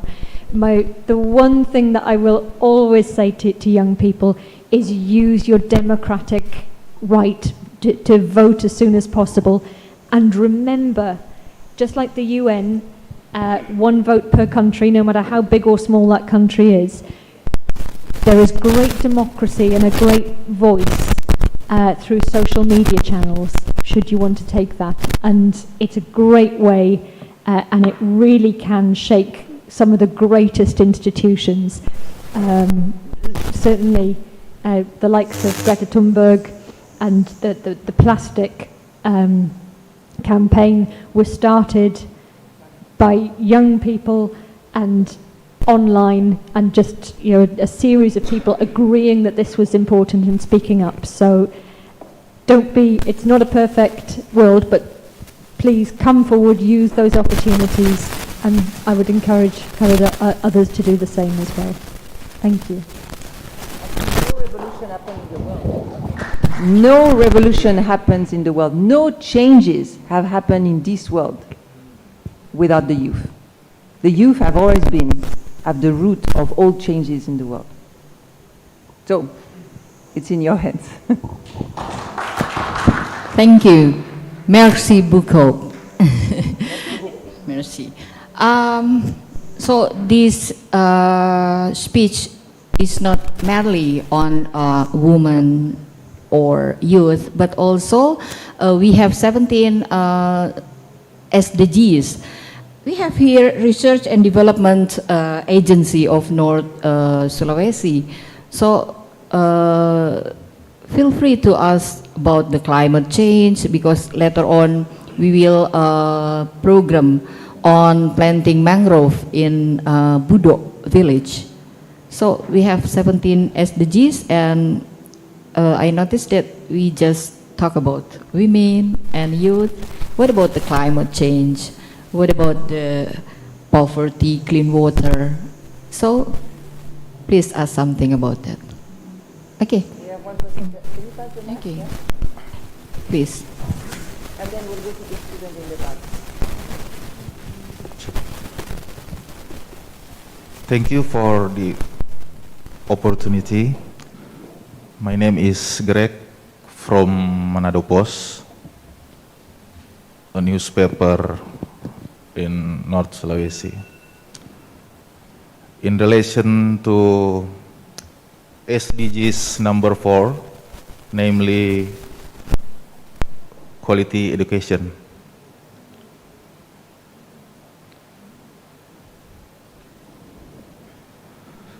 My question is, what is the target for education in North Sulawesi, in general and in particular for vocational education, such as Polimdo?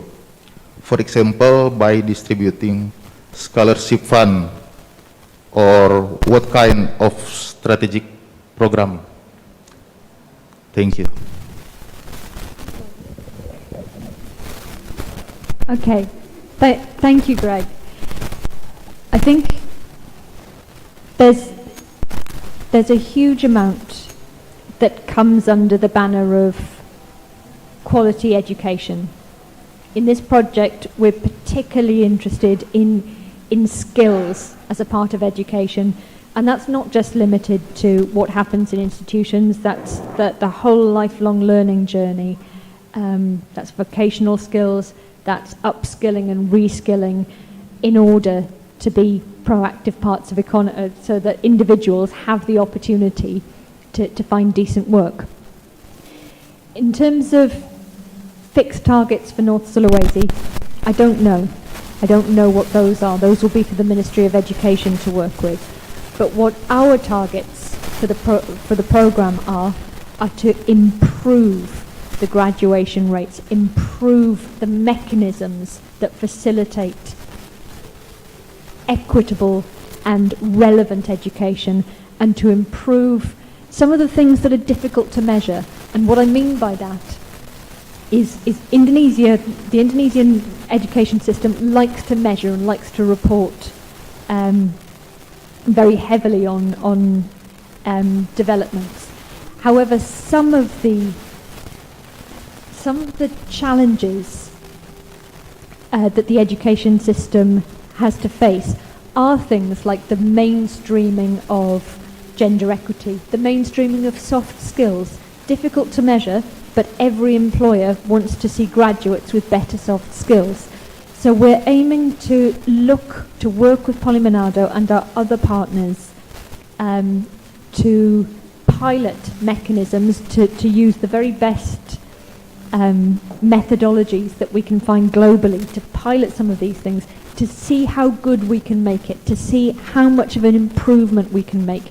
And we are monitoring the baselines, we are monitoring the number of graduates, the number of females, the number of graduates coming from low-income backgrounds, and we are monitoring the changes in that.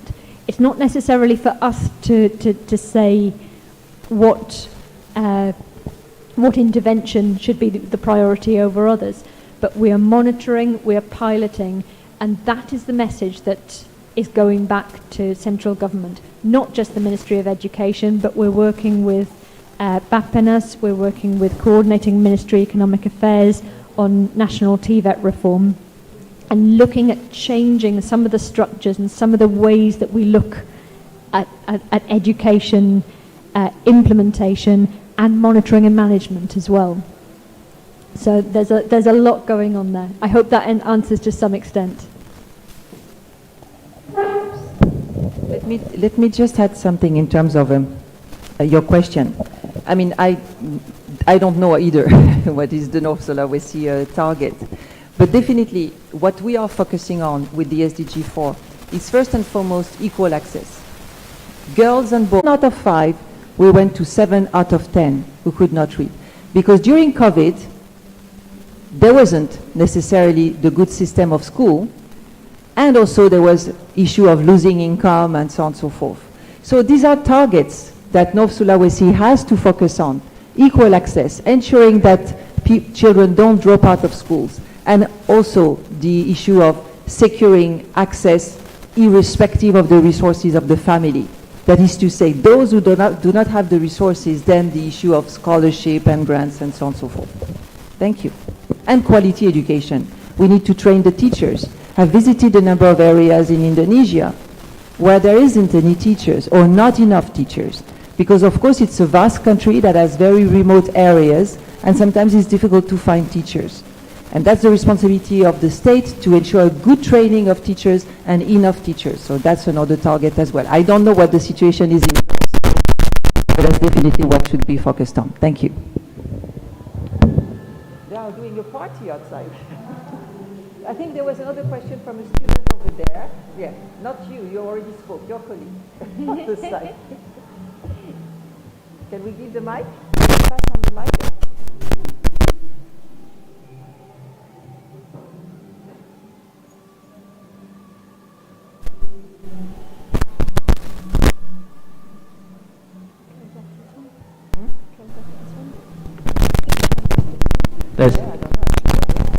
Thank you so much for the opportunity.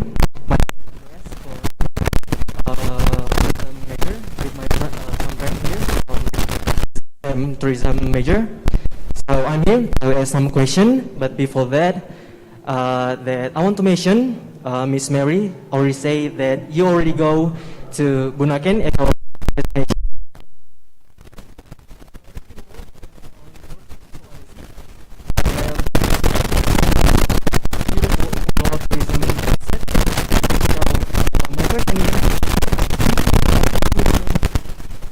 Tourism management, we would like to know from your perspective or from your opinion, what is the best way to preserve and maintain all the assets of the future. Those ecotourism assets still exist, and our younger or maybe our local tourism can benefit from it. Thank you. Alan, thank you very much for the question. I think we can probably answer this one. Just to reflect on UNFM, I've been diving and snorkeling in lots and lots of areas of the world, and it really is a world-class destination. It is a beautiful underwater environment, and it is a staggeringly fragile underwater environment. Reefs that beautiful can change very, very quickly. So I think it's an extremely valid and important question. In terms of what's the biggest thing that can be done to sustain look after the big community in Indonesia, it's understanding and education. Sharing that message, making sure that fishermen, that young people, that old people, that communities understand the value of the natural environment and to what extent the community and we all depend on that. So I think the message is really simple. It's about spreading that awareness and making sure that people really understand how special it is and the small individual steps they can take to contribute, as well as working with government and tackling on a large level as well. But fundamentally, understanding, making sure everybody here understands how precious this environment is.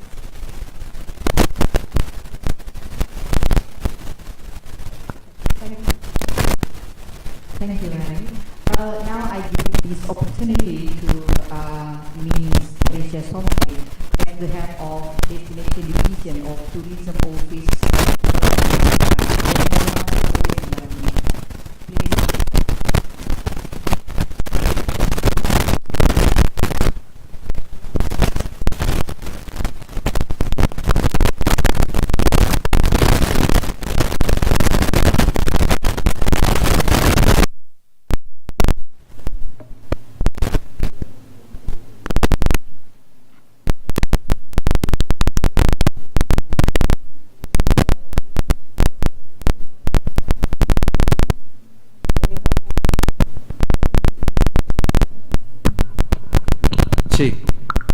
Thank you.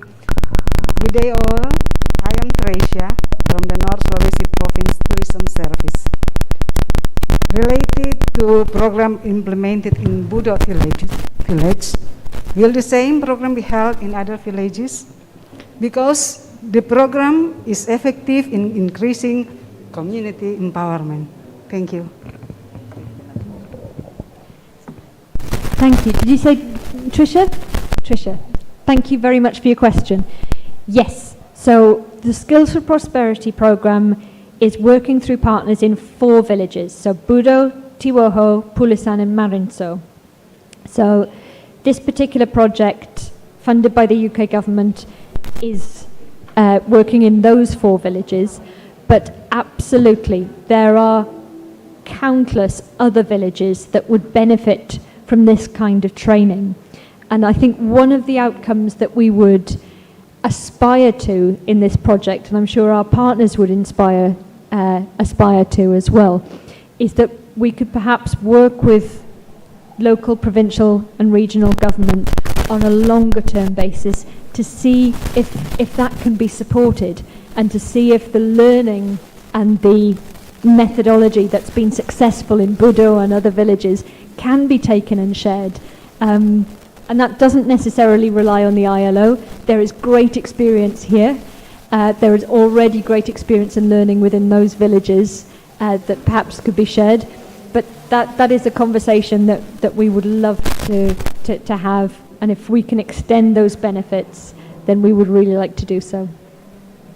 Thank you. Thank you, Tricia.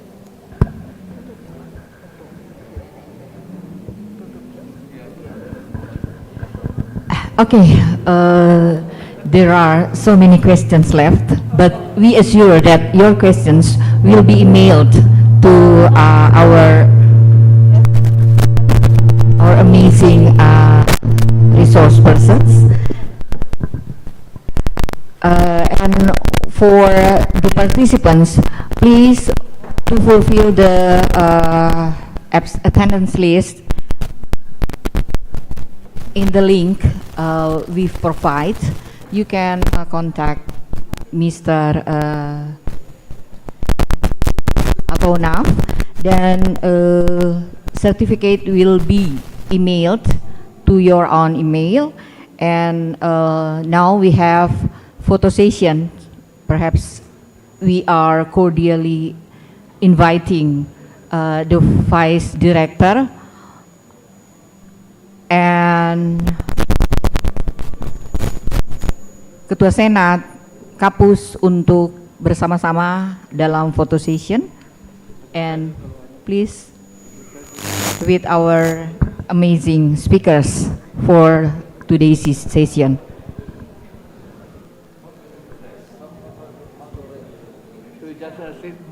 Stand up.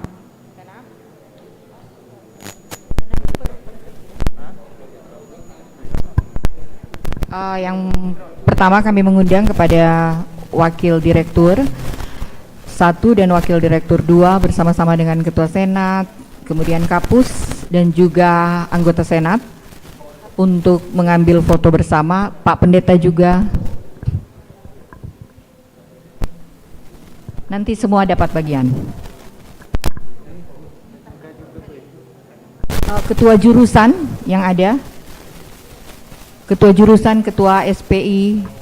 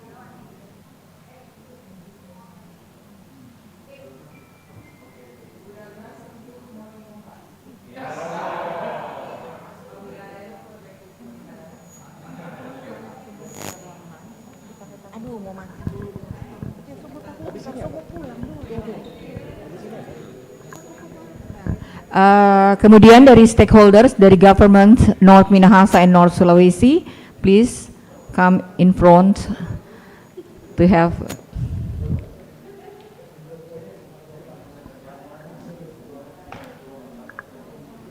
So you are now the superstars, Mary and Valerie, not because of you are rich, but because you are amazing.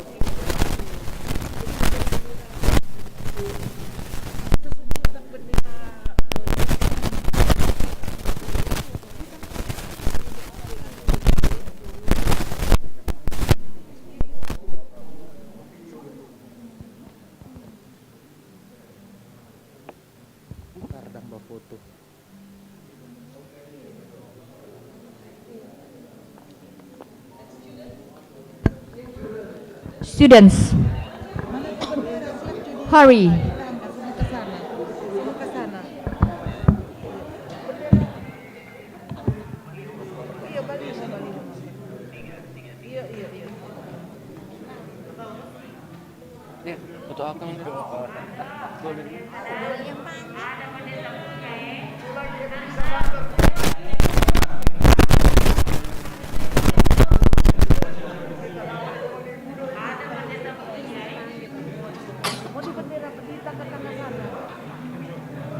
kasih di koran, di headline, sama di UOG, Oh, abis ini, sabar ini. Ada bilang gua kasih pengumuman dia semua pulang ini. Sama di cukup info kita cara berfoto lihat. Iya. Dia putar banyak. Iya.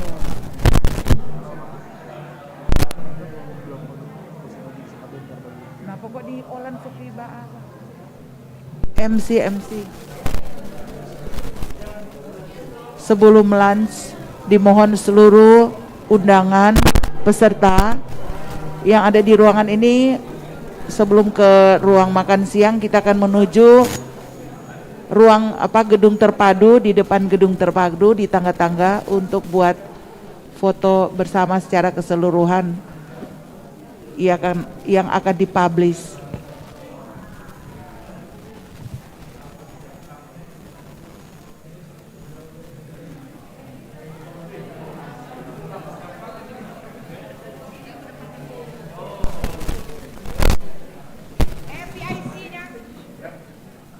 Yang bilang PIC boleh cepat datang di muka. Kalau nyala siapa aja yang ada?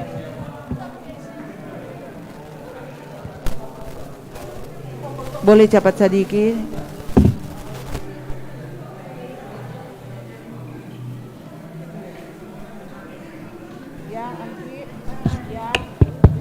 Diundang kepada PIC untuk foto bersama.